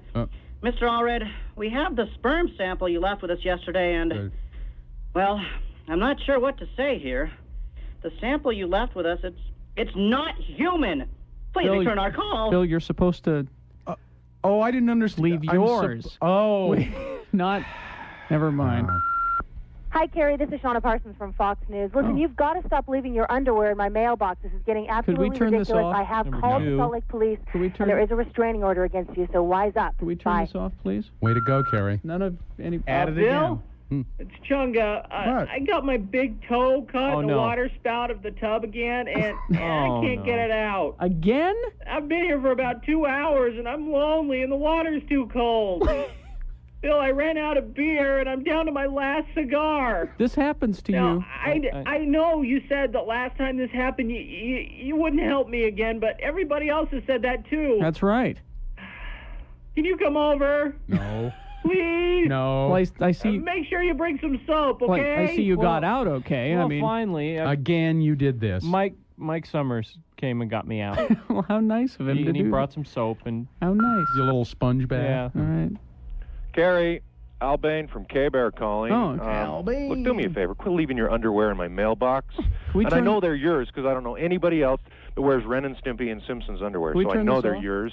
Wouldn't mind as much if they weren't soiled. But quit leaving them there or I'm going to have to call the authorities. See ya. So the little problem is back, hey? I was wondering what that was in my mailbox, Carrie. Way to go. You're sick. Nightfall.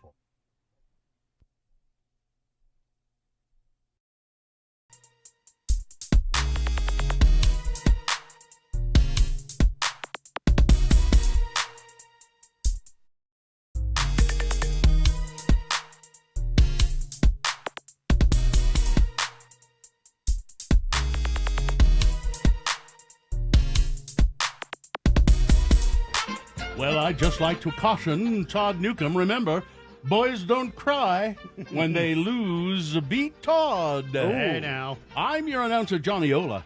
Say, are you feeling not yourself? Are you sluggish?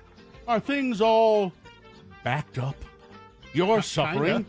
You're suffering from constipation. Oh. Because you don't have to. X-Lax is here to help. Oh. X-Lax works gently and effectively to produce a bowel movement in as little as 6 to 12 hours. And X-Lax comes in convenient tablet form for dependable overnight constipation treatment. Oh. X-Lax. It's relief you can trust. And now, here he is, a man who has always said to me, remember, Johnny, a penny saved is a penny earned, but it's still just a crappy penny. That's right. Your host, Terry Jackson. Thank you, Johnny Ola. You're welcome. Professional game show announcer. All right, the randomizer has picked your contestant. Todd, you'll be playing against Brandon today. Hello, Brandon. Let's go, Brandon. Let's go. All right, Brandon. We're going to toss a coin to see who goes first. It will give you an advantage in the game. Heads or tails? Call it. Let's go with heads. All right. Sure. Heads it is. Sorry, Todd. That means that Brandon goes first. Brandon, where are you calling from? I need to know my enemy here, so I just need to know everything about you. I'm calling from Woods Cross. Okay. All right, Woods Cross. All right, so Brandon, the first question is for you. It is multiple choice. Today's topic, Shatner trivia. If you get it correct, you get the point. If not, I'll allow Todd to answer the question correctly and steal your point away, and we'll go back and forth till one of you has 3 points. If you win, Brandon, you will get the, Blink 182 tickets. Yeah, it's Blink 182 tickets. They're going to be in town July 11th at the Delta Center. But if you lose, what are you prepared to do in Todd's name? I'm prepared to adopt an animal. Okay. All right. Hang on. Okay. Depends Here we upon go. if the kids want a dog or a cat. Did you say adopt or dox? Adopt. Adopt. All right. Brandon, first question for you. William Shatner trivia. He is 93 today. All right. First question. Shatner overcame his greatest phobia while directing the Yosemite National Park scenes of Star Trek V: The Final Frontier. What was his phobia? Is it number 1, not being recognized? Is it 2, chaetophobia, which is the fear of loose or detached hair? 3, fear of falling? Or 4, cryptozoophobia, or a fear of Bigfoot? I'm going to go with 3, a fear of falling. Fear of falling is correct. Because he climbed up El Capitan. Yes. All right. With a wig. All right, it's 1-0. Todd, it's your turn. Todd, here's All your right. question. Yes. Shatner breeds and shows what kind of animals? Is it 1, duckbill platypus? Pie. Is it 2, pie? I think it's pie. Okay. 2, horses. 3, Maine Coon house cats. Or 4, wiener dogs. Well, I mean, you know, the dachshunds, the wiener dogs are adorable, but he seems... I've seen him on horseback. I'm going to say horses. Horses. Yes, that's Okay. right. Hey, look, that's the first. I've never gotten a thing right ever when I'm in here. It's 1-1. Yeah, and Look out, Brandon. Let's go, buddy. He does have prize horses. Yes. All right, it's Brandon's turn. It's 1-1. All right. Brandon, Shatner runs Splat Attack. What is Splat Attack? Is it 1, a paintball recreation center? Is it 2, a video game? Is it 3, an S&M dungeon? Or 4, a baby wipes company? As much as I could see him going for 3, I'm going to have to go with number 1. Paintball. Yes. Paintball. Yes, it is. I enjoyed the joke answers on that one. It's 2-1. Todd, you have a chance to tie it up here. All right. Todd? The baby wipes. Don't be a dummy. Shatner owned a red Doberman in the 70s. Okay. He owned a red Doberman in the 70s. What was the dog's nickname? Was it 1, Spock?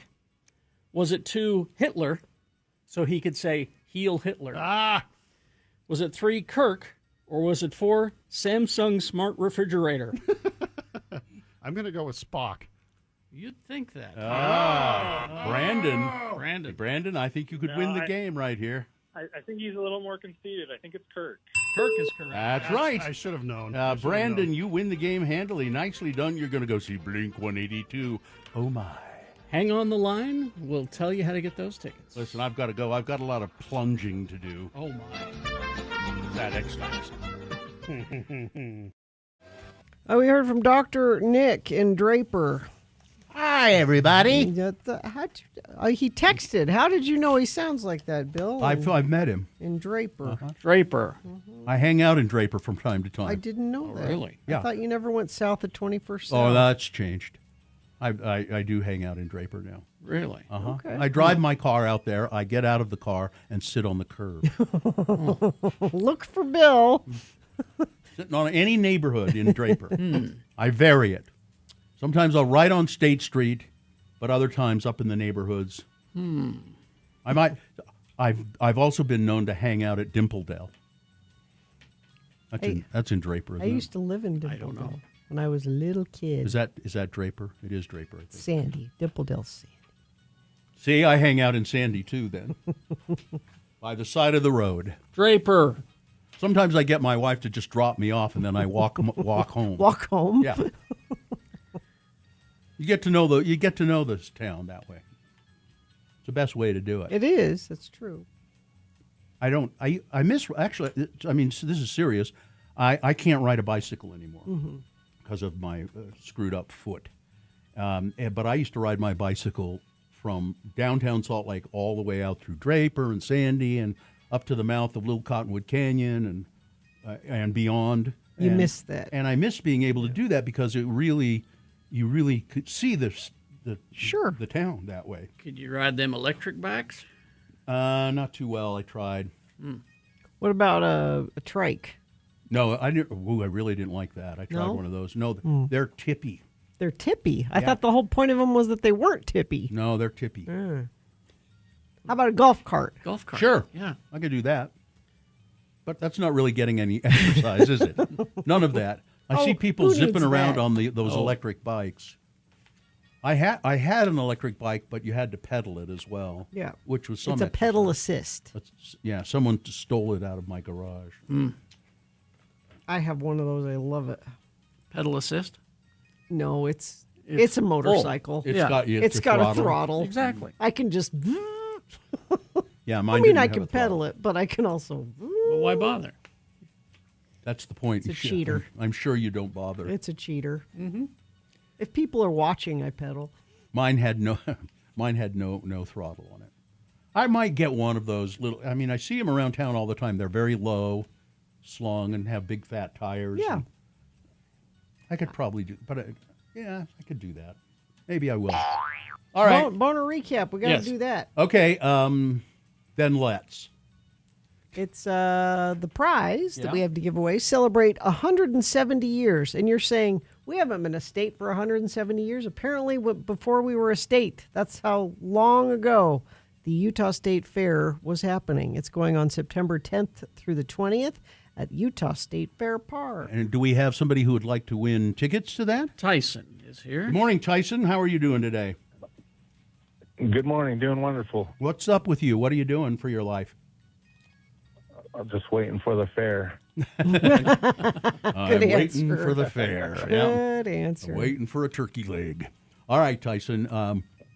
I'll read these three boner candidates. You tell me which one was the winner, and you will indeed be going to the state fair on us. Did you hear them earlier? Thank you. Yeah, you're welcome.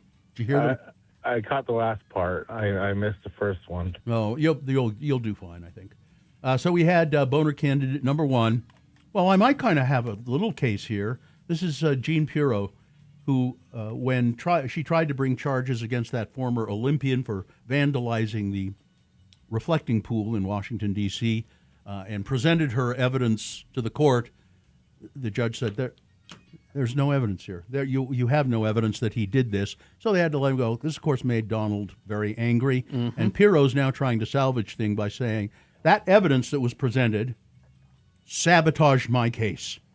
The evidence that showed that there was no vandalism. There was no evidence.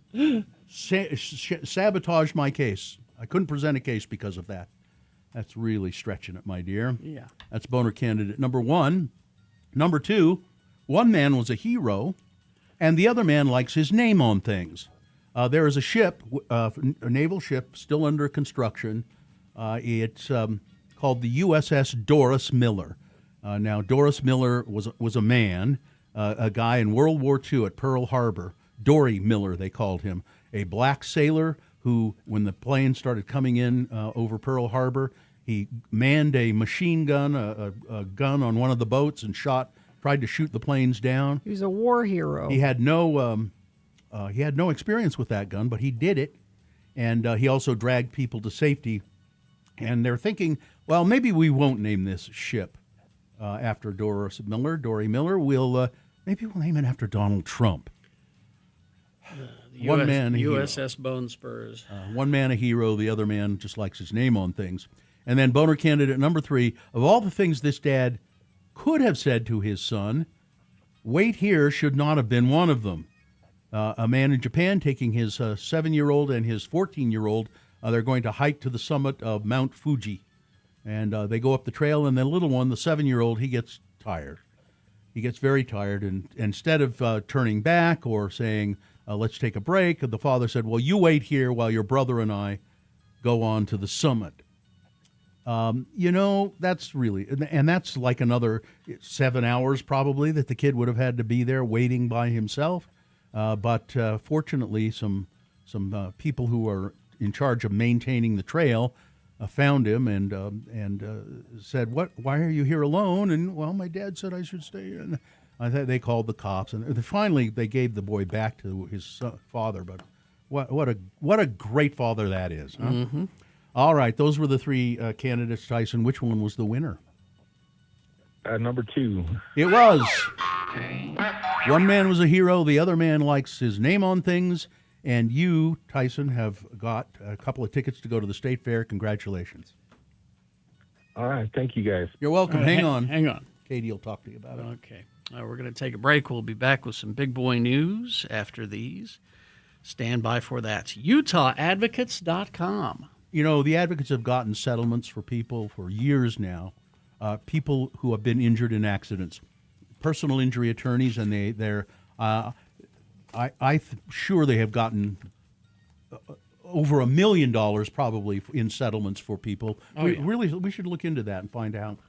Because they're good at what they do. Yeah, if you've been injured in an accident, you should get a hold of the advocates as soon as possible after the accident, because part of what they can do is keep you from having to deal with all those phone calls from insurance companies. Let them handle that. You're not going to pay any money out of pocket. You'll never write them a check. If they take your case, the phone call is free, and then if they take your case, you never write them a check. They just when they get you a settlement, they'll get you a settlement, all right.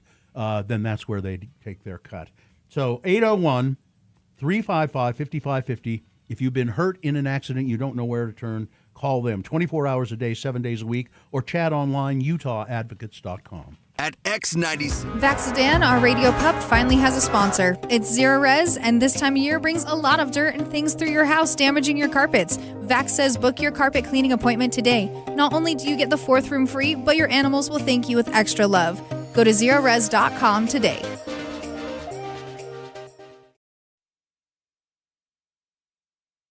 Tonight on the Channel 2 News at 10, it's Rod Decker, Undercover. Tonight, Rod investigates Hooters restaurant. Here in Midvale, the state's first Hooters restaurant is about to open. The management of this establishment has placed ads in local papers looking for employees. Hooters is known for hiring only buxom women. Tonight, I've put on this pair of ample falsies, my favorite blonde wig, and these tight-fitting Gloria Vanderbilt black denim jeans. Let's see what happens when I take our hidden cameras inside and apply for a job. Next. Let me see. It says here your name is Rhonda Decker, and you've had the previous experience waiting tables. That's correct. I know at least 6 different ways to sing happy birthday to a customer. Well, Rhonda, thanks for coming by. We'll call you if we have anything for you. That's it? That's my interview? Well, you just aren't Hooters material, Rhonda. So what you're telling me is that you've made a decision based entirely upon my appearance. What is it about me that you don't think makes the grade? Are my breasts too small? No, they look like C cups to me. You meet our minimum requirement there. But there's more to being a Hooters server than having big breasts. Look at these tight shorts. I can't believe that you could greet people in this outfit and feel confident. I happen to have a nice ass. Yes, I could do that outfit justice. You have failed to see me as a person and are judging me on my looks instead of my skill. Hey, wait a minute. You're that Channel 2 news guy. You must be mistaken. I'm a young, unemployed waitress with an ample bosom. You're Rod Decker. The news must not pay very well if you're trying this hard to be a Hooters girl. There you have it. Hooters isn't your average eatery, and their employees aren't exactly run-of-the-mill either. I tried to gain employment, but apparently I just didn't stack up. The scenery here will rival the majestic mountains of the Wasatch Front. Join us again as I go undercover in search of more titillating stories. This is Rod Decker, KUTV News.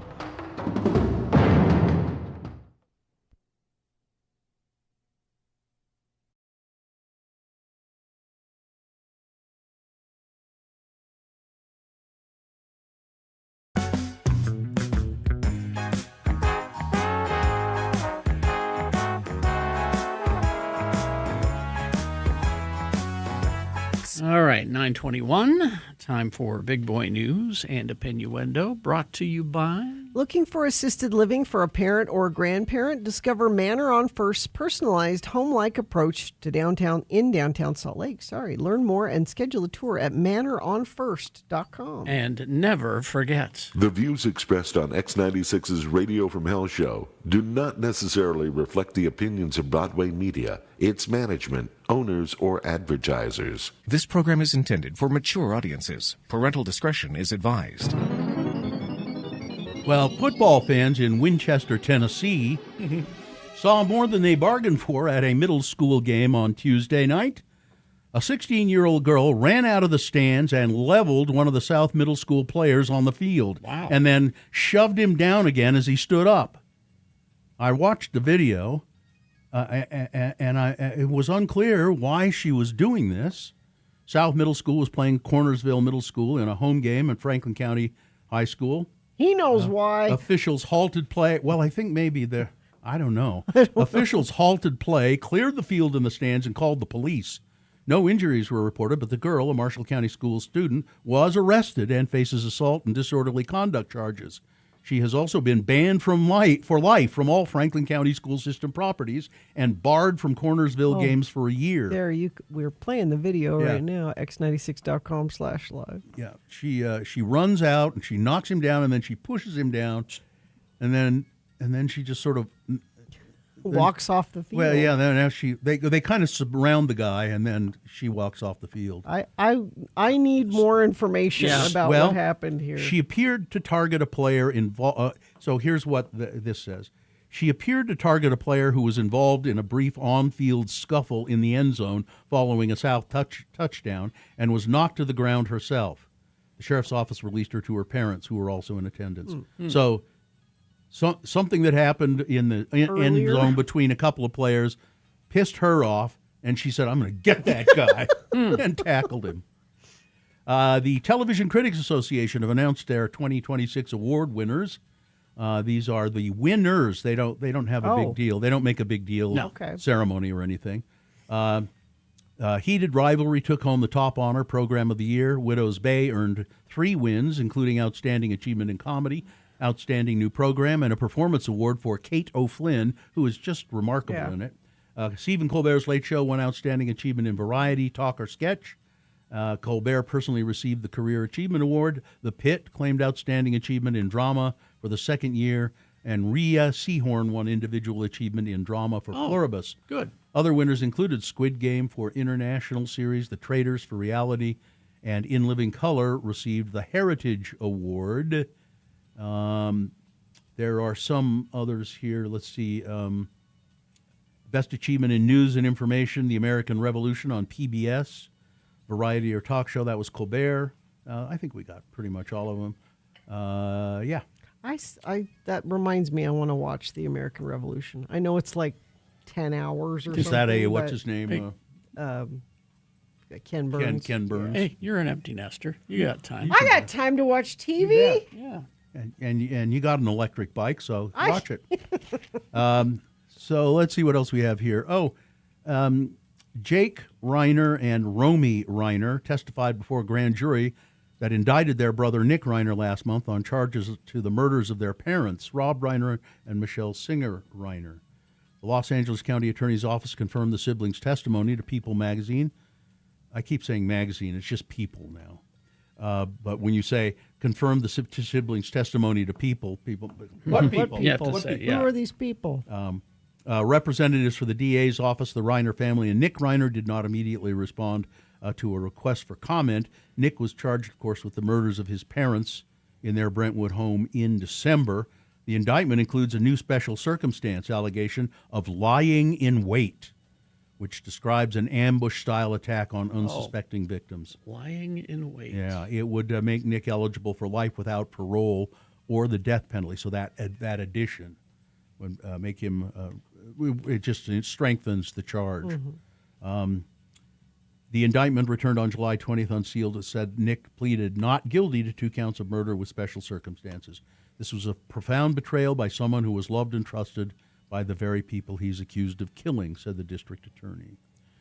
Perez Hilton has been granted supervised visitation with his 3 kids, while his mother was granted temporary custody. The visits are required to be supervised by either an approved family member or a therapist, TMZ reported, citing court documents. The entertainment blogger is required to gain psychiatric clearance prior to the visitation. Hilton is father to 3 children, Mario the third, daughters Maya and Mayette, who he welcomed via surrogacy. He was hospitalized in August after appearing to self-harm. And, he's having problems. Meghan Markle is going to go back to acting, apparently.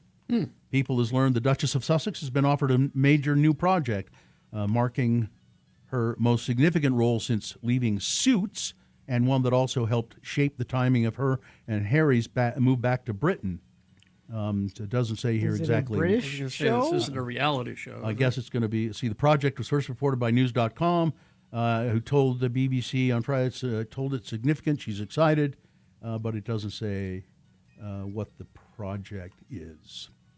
Kyle Chandler says he reveals the first thing he'd make for his wife with lantern superpowers. Like Green Lantern? He stars in the new HBO series that debuted August 16th. He is the titular DC superhero. They just call him the Lantern, I think, don't they? Hal Jordan. No, he says Green Lantern. He says Green Lantern. Yeah, they all say Green Lantern, but the name of the show is just Lanterns. Let's see. He said, okay, what I would do with my special powers, if I had the powers of Green Lantern, I'd make my wife a cup of coffee. Then I wouldn't have to. Pretty easy. Then I wouldn't have to get out of bed every morning to make her a cup of coffee, because I do every morning. But apparently, his powers would allow him to just lie in bed and make a cup of coffee. You know, I don't know. He makes money in the first episode. He uses the ring creates to money to create money. Mm-hmm. Maybe that. Maybe that. Yeah, the coffee doesn't seem like that big of a deal. And the ratings on that first episode, apparently, it's They're like very good. The 5th highest debut of a series that HBO has had. You're very happy with it? It's pretty good. Yeah. An Illinois man, Doug Sheppy, is building something in his basement that would make most hardcore Disney and Lego fans envious. The most magical place on earth. The husband and father of 2 has spent the past 6 years meticulously building a near-exact replica of Disney World's Magic Kingdom out of Legos. He built the park on a whim after his family's annual trip to the theme park in Florida was abruptly canceled during the coronavirus pandemic. The kids had a lot of Legos stored in a basement, he said, and, well, we just ended up purchasing Cinderella's castle to build, and then all of a sudden we were like, let's make Main Street, too. Wow. The kind of thing took off. What started, there he is, x96.com/live. That's impressive. 31 feet by 16 feet It's so big now he has to strategically crawl underneath a maze of large tables to a single person-sized hole that he made in Adventureland to access hard-to-reach parts of the park. That's pretty cool. Oh, and I had a story here. Where did it go? The oldest woman in the world. Where Did she die? No. Oh. No, she's still. Oh, there it is. The world's oldest person, set to celebrate her 117th birthday on Friday after a year of many firsts. Her name is Ethel Caterham. She became the oldest living person in April after the death of April of 2025, after the death of Brazilian nun sister Ina Canabaro at 116. Soon after, she shared her simple but profound secret to a long life. Avoid arguments. Never argue with anyone. I listen and then I just do what I like, she said. She lives in England, and she said the most remarkable thing that ever happened in her life was last year she met the King Charles. Oh. He came to visit her. So there you go. All right. Weather? 84 right now. We are in a heat advisory situation today again. We'll be up around 101 for a high today. And afternoon thunderstorms, about a 30% chance of that. We keep that chance all the way through the weekend. Afternoon, evening thunderstorms, about a 30% chance. 97 Saturday, 95 Sunday, 94 Monday. High temperatures mean low prices at Big O Tires. All month, save up to $120 instantly on select tires. Only at Big O Tires, the team you trust. All right, thank you.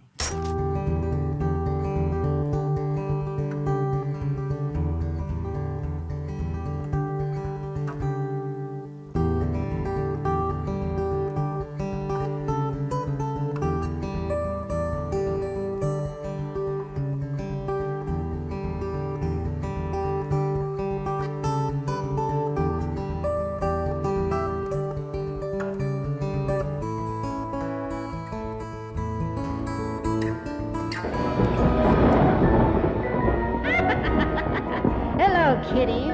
It's me, your old friend, the bookkeeper. Since this is tax season, I thought you might want to hear a story from the big ledger about filing your taxes. Today's installment concerns the do's and don'ts of claiming deductions. Pay careful attention now, or you may have to pay more later.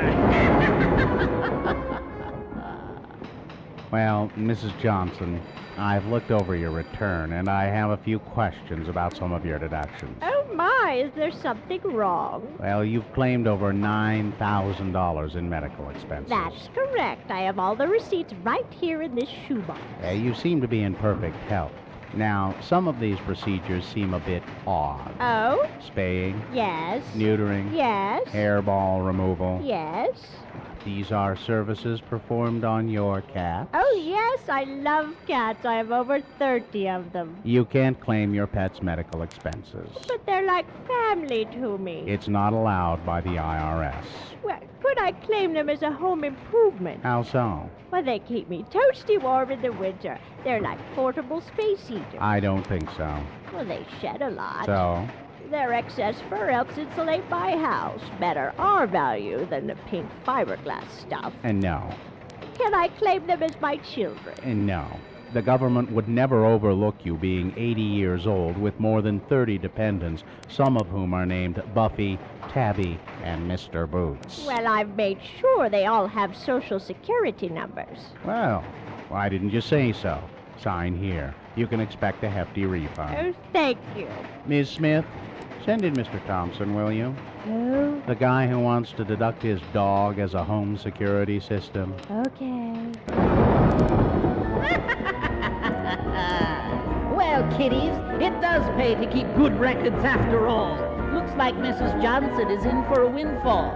If she can avoid an audit by the IRS, that is.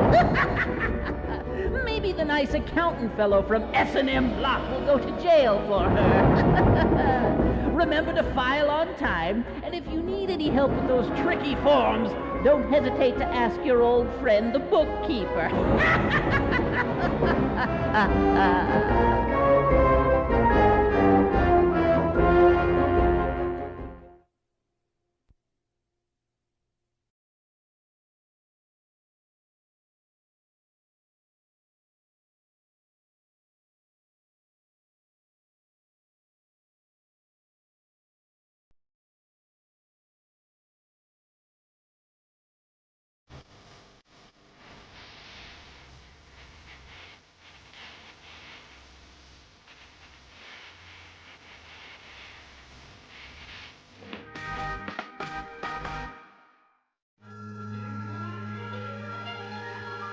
Bob. It's Bob Harmon.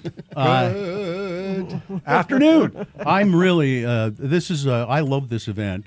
Harmon's Chili Roast, now through Labor Day, September 7th.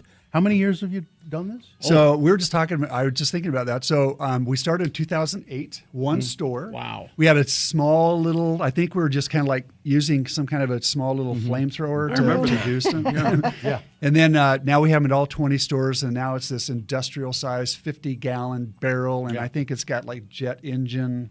On the bottom of it, and it's been phenomenal, and just the flavors and the smells. The smell of it is just. That's what Bill was saying. Man, you pull into the parking lot at Harmon's, and you know the second you get out of your car, it's a Chili Fest. Yes. Now I know there's been a lot of fires this year. This is not that. This is a pleasant. This is contained. It's contained. Right. The chili roast. So, and where do the chilies come from? Okay, so we have Anaheim, we have Hatch, okay, we have local. So we're sourcing them from all different areas in order to have enough, because everyone thinks of Hatch, and Hatch is a very, very famous, and it's a very, very great. So we'll get some of that, but we'll get localized, and we'll get as well as off the market.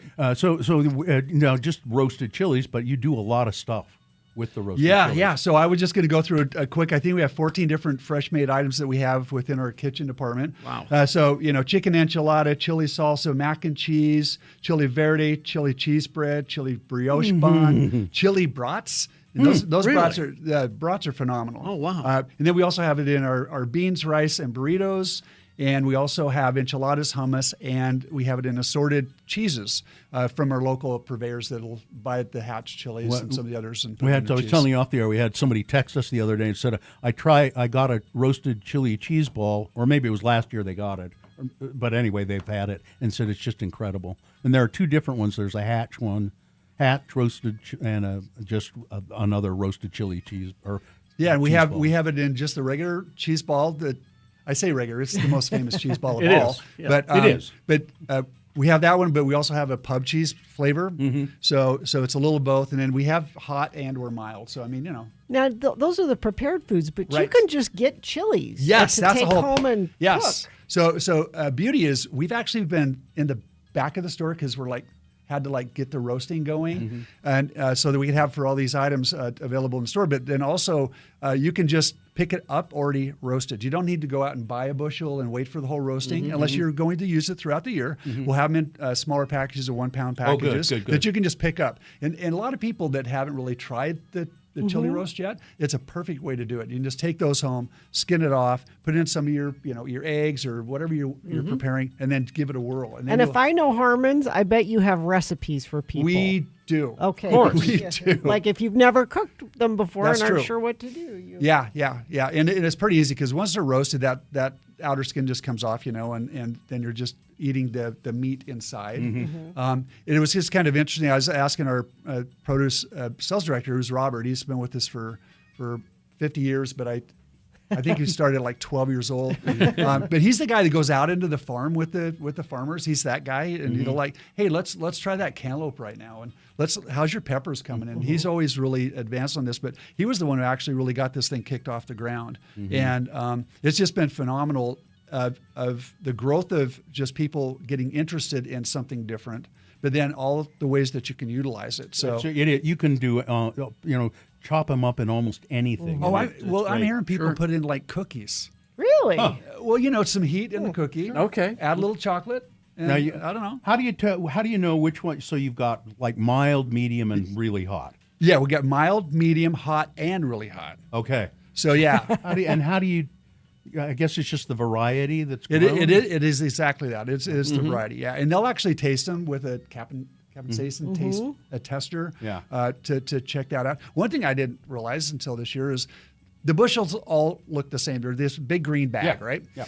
And however, Mother Nature is Mother Nature, and so some of the bags will be a little bit less in weight because of the pepper, the thickness of the pepper within the bag. So the volume is the same. Gotcha. And so I'm like, learn something. So it's just a trick, and all the stores are doing this. All the stores do them. All 20 Even locations. City Creek. Ooh, yes. Okay. We are, yeah. Wait. Well, I was just thinking because we have 20 and we're doing it 20, so I the might have same checked that out person. right after this. Yeah, we are. I mean, I'm trying There's to a think where. porch. There is a porch out. Oh, back in the Yes. in the what they call that little street there, where the KSL used to be. Yeah. It's where I go park to get my burger. Yeah. There. Yes. That's where I go. So, yeah, for you could do that. it. That's yeah, a you great could do it for out Jeff's there. Burger, too. Do it out there. Yeah. Harmon's Chili Roast event now through September 7th. Really take advantage of this. It's so good. Just go stand there and smell it, and then you'll Exactly. want to. Yes. Then you want it. Actually, we do have people just watching that whole preparation process, and there's a lot of work that our people go through to get that done. And we're always make sure you're hydrating.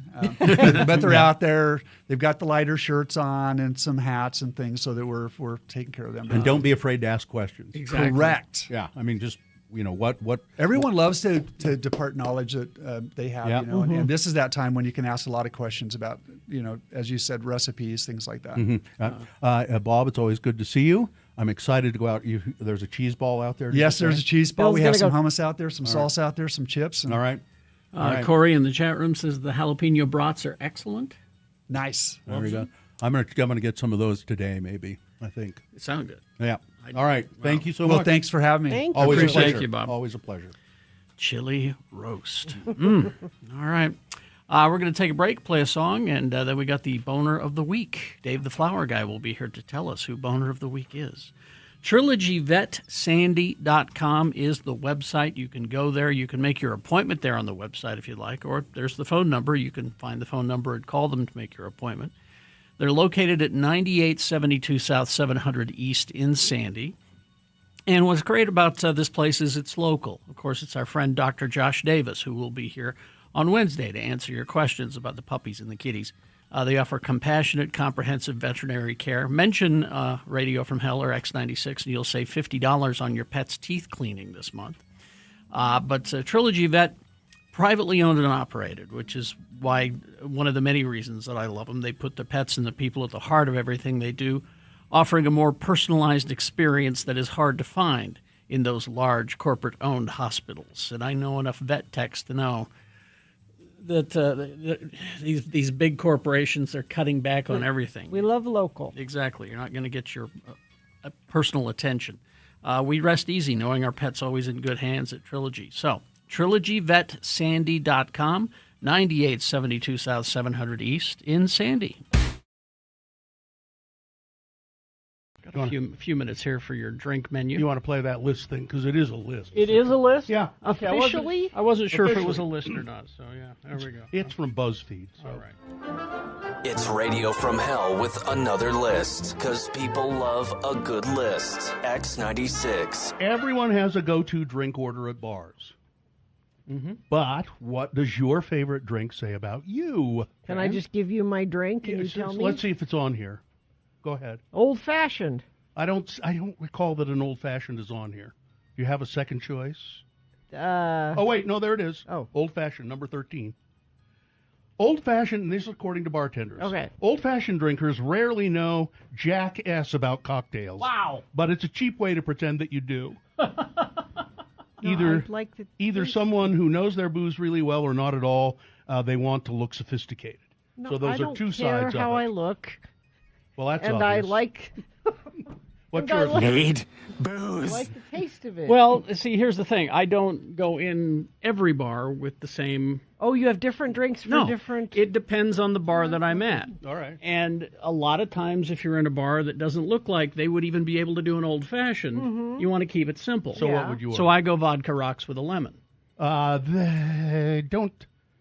I don't think that's on That's here. not in here? No. You have to have vodka. a mixed drink? There's a vodka martini. Because, see, what I'll do is if I'm not trustworthy of the bar or the bartender, I go vodka rocks with a lemon. But if I'm going into a bar that specializes in cocktails, What would you order? then I ask the bartender what I should have. Oh, You're is not that helping the I list know, here. I'm no help at all. So a Cosmo. A Cosmopolitan. Yes, that's on here. I'll do a Cosmo. I can Why not? find it. Let's see. It's. I know I saw it. Old fashioned Cosmo. Oh, there it is. Cosmopolitan. This person. Again, this is according to bartender. This person is almost certainly a pain in the ass. Probably. Yeah. Almost certain. I believe certain. that. Yeah. Almost certain. You want a couple of others? Let's see. Sure. What's your drink? Well, it's not on here. I would order a gin martini, and it's not on here. Mm-hmm. That's my kind of go-to. Let's see. We'll just go back up to the top of the list. I like this one. This is number 6. Tequila shot. Mm-hmm. If you order a tequila shot, You're a woo girl. no, That's what you want. well, sort of. Yeah. The bartender says, "I don't have to go to work tomorrow." That's the drinker who That's has funny. That's a woo girl. tequila shot. Yep. Let's see. Margarita. Okay. Old ladies that want to party usually start with margaritas. I've been known to that's order sorta a margarita. The vodka martini. These are fancy drunks. Carrie, you're kind of a fancy drunk. I am. Yeah. Long Island iced tea. Oh well. Long Island iced teas rarely get tips. Yep. And they almost always are asked to make it strong. It's nearly an entire cup of liquor. How the F am I supposed to make it stronger? That's Exactly. just someone who wants to get drunk Yeah, as that- quickly as possible. Efficiency. That's the next one. It says it's somebody who just wants to get Yeah. drunk real quick. Mm-hmm. Let's see. How about I don't even know what Fernet is. Do you know? Yes, F-E-R-N-E-T. it's sparkling. It's So It's like a aperitif. Kind isn't it? of. So if Am you I ask thinking for of a- the right thing? I hate them. My sister likes them. if you ask for a shot of Fernet, Yeah. it says I'm from San Francisco. Yeah, it's a fancy thing. I spent a year in Europe. Yeah. Any kind of fruity frozen drink. Fruity or frozen drinks are typically ordered by new drinkers. Yeah. Mm-hmm. Well, they're gateway cocktails. Scotch and water. You're over 50 with heart issues. And why do you have heart issues? Because you drink scotch. The Negroni, which I hate. God, you're awful. Well, my husband likes Negroni. Hipster 20-year-old Negroni. Let's see. We got vodka Red Bull. Oh yeah. People order that. I'll do that. Usually on some kind of drug. On the bright side, they tip well because they're too drunk to care about getting change. Yeah. When I order Care it, about getting cheap. when I order it, the drug I'm on is I'm falling asleep, and the party is still going. I've got to keep up. Now here, I think, Carrie, you might order this.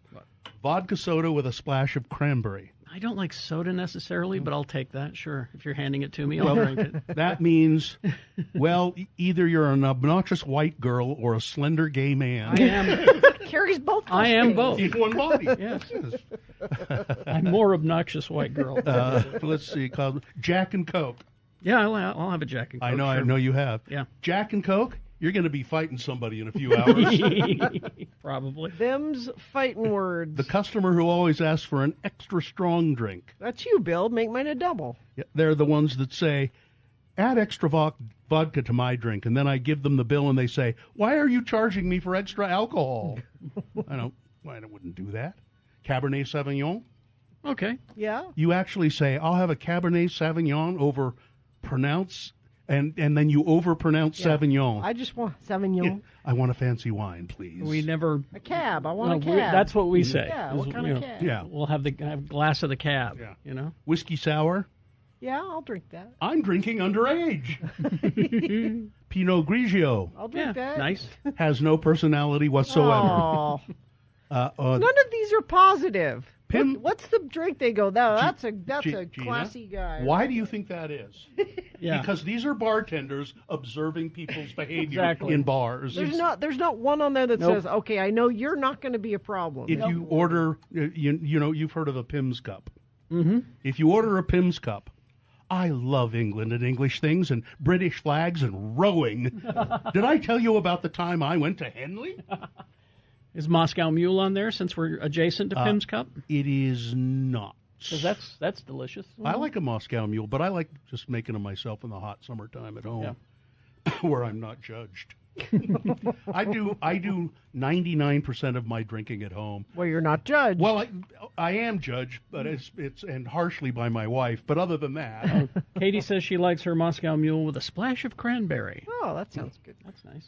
Bellini. Did we do that? Oh, let's do a Bellini. Peach Bellini. That's Bellini. brunch drink. That's what that brunch. is. Yep. If you order a Bellini, it means you have a tab at the Olive Garden. Oh. Yeah, these are so. This is because bartenders, These are jaded bartenders. Yep, and but they're probably in many cases right on. I need a drink. There's some ice and stuff back there. Why don't you make us all some old fashions? Old fashions? You think you ought to drink while you're flying? Well, stop kidding, will you? And make us some drinks. I mean, just press the button back there and mark booze. It's the only way to fly. Chardonnay. That's a me. mid-30s woman wanting to get a buzz going while trashing on her suburban life. That is That's me. Carrie. That is 100%. There. I'll take that Martha Stewart Chardonnay.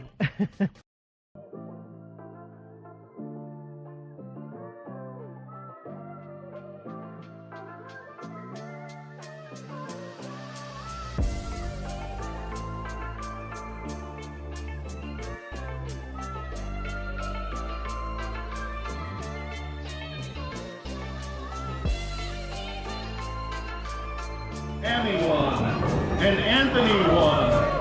Big W's.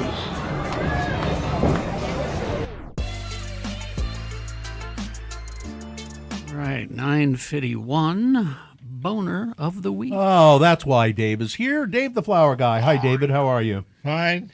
Dave is here to select Boner of the Week. We trust him to do it. Dave, we say Dave the Flower Guy, and most of you know, but Dave used to mow lawns for a living and sell flowers. Got to the point where you couldn't mow the lawns anymore. Right? I kept falling. You kept falling. It got too hard. I hurt my back. But you still sell flowers. Yeah. And he has a little motorized scooter around town and has flowers with him and sells them. So if you see Dave around, buy. Everybody sold out until next week. You're sold out until next week? Yeah. So you're just going to be a bum for the rest of the week, the weekend? Just bum around? That's what you're going to do. Mhm. But Dave listens to the show every day. He pays close attention to the boner candidates, and that's why he picks the boner of the week, because he's more competent to do it than we are. Yes. So here we are. Boner candidate number one, David, from Monday. Yeah, that's right, Republicans. Embrace this turd. It's that guy in Texas running for Congress in Texas, and he is just an absolute monster. All kinds of Nazi humor and regalia and really sick sexual things about children, and he does not disown any of it. And, Mike Johnson, the Speaker of the House, has endorsed him. Oh, this is the new GOP. Yeah. Boner candidate number 2 from Tuesday. This proves we're becoming a Muslim country. Nate Friedman, a right-wing YouTuber, took a camera into a store. I think it was a grocery store. And all of the customers appeared to be Muslim. And they were shopping, and they weren't speaking English. And I couldn't interview anybody. To America? It was a Muslim store, a market. Yeah. Arabic market. It had an Arabic sign on the front of it, and it sold goods catering to that population. Yeah, it was in Dearborn, Michigan, where there are a lot of Muslim people. Number 3, Howie Mandel's Loving Family Unit. Howie Mandel revealing on a podcast for some reason that he's been married to his wife for 40 years or something like that. But he says, I've been to sex massages or sexual massages. I pay for that. And then he called his daughter a bitch to her face they're loving family. Great, great, great. Boner candidate number 4 from yesterday. Well, we've enhanced our safety protocols. A woman who went in for a knee replacement, this was in Nashville, Tennessee. She was given the wrong type of medication. The hospital mistakenly administered potassium chloride instead of the painkiller, and now the woman is paralyzed from the chest down. 3 or 4 other people were injured in the same manner. The hospital has said, well, we're really sorry, and we've tried to enhance our safety protocols. Probably not good enough. And boner candidate number 5 from today. One man was a hero. The other man likes his name on things. Which one is the boner of the week, Dave? Number 1. Number 1. Well, yeah, that's right. Republicans, embrace this turd. All right. He really is. Yeah. Thanks, Dave. Thank you, David. He's got his boner T-shirt on today. Yep. Yeah. Let's see. We don't have a promo, right? No, because we're not here Monday, Tuesday. So there'll be best ofs on Monday and Tuesday. And then Carrie and I will be here Wednesday, Thursday, Friday. Bill's going to be in Bear Lake. I won't be in the lake. I'll be at Will Bear you Lake. get in the lake at all? A little. A Are you little. gonna be A Bear? little. I won't be Bear, no. It's not that kind of Bear Lake guy. Are you like right on the lake? Like I don't Oh. know for sure. You're like at an Airbnb. Yeah. We have been right on the lake before. Seems to be this one that we're a little ways away. Like you have to drive across some grassy area to get there. I don't know. You didn't do the planning. You're No. along for the ride. Yeah, I just hang out Mhm. and yell at people. Don't do it that way. No, I don't do that. And you're not going anywhere, Carrie. You're just No. you're just home. I think Monday I got to try to see Spider-Man In the Well, theater. don't IMAX. Don't try too hard. I mean, you might get tired. No, you then- should try hard. You need to see it. And then, counting down the moments till Coyote versus Acme. I haven't seen anything from it really, and I'm having a hard time. I guess it's like Roger Rabbit. Yeah. Sort of. Yeah. So it's like that. It's all over my feeds. Is it? Yeah. I'll look and I'll find. I'm sure I can find. And the animation for the cartoon characters, it's apparently all hand drawn. Looks good. It's not computer. Looks great. Will And Forte. All the stuff I've seen from it is pretty damn funny. So we'll see Roadrunner, and we'll see the Coyote. Oh, yeah. And Foghorn Leghorn. Tweety. Oh. Bugs Bunny. Sylvester. I don't know if Sylvester's there. Probably. If you got Tweety, you got to have Sylvester. Puffer and Fluckadash. I imagine Daffy will be there. I thought Putty that. I did. But the star of the show is my favorite Looney Tune character, Wile E. Coyote. Super genius. I wonder if there'll be a resurgence of Looney Tune tattoos after this comes Probably. Are there famous people doing the voices of the animated? They're famous in that world. It's mostly cartoon. Yeah, mostly guys who, if you follow that kind of stuff, you know who they are. But if you don't follow it, you don't know who they are. But they sound great. Well, Billy West? Billy West should be certainly probably one of those. I don't know if he is. There's a guy named Eric Bauza who is. I've heard of him. Who is doing a lot of the voices.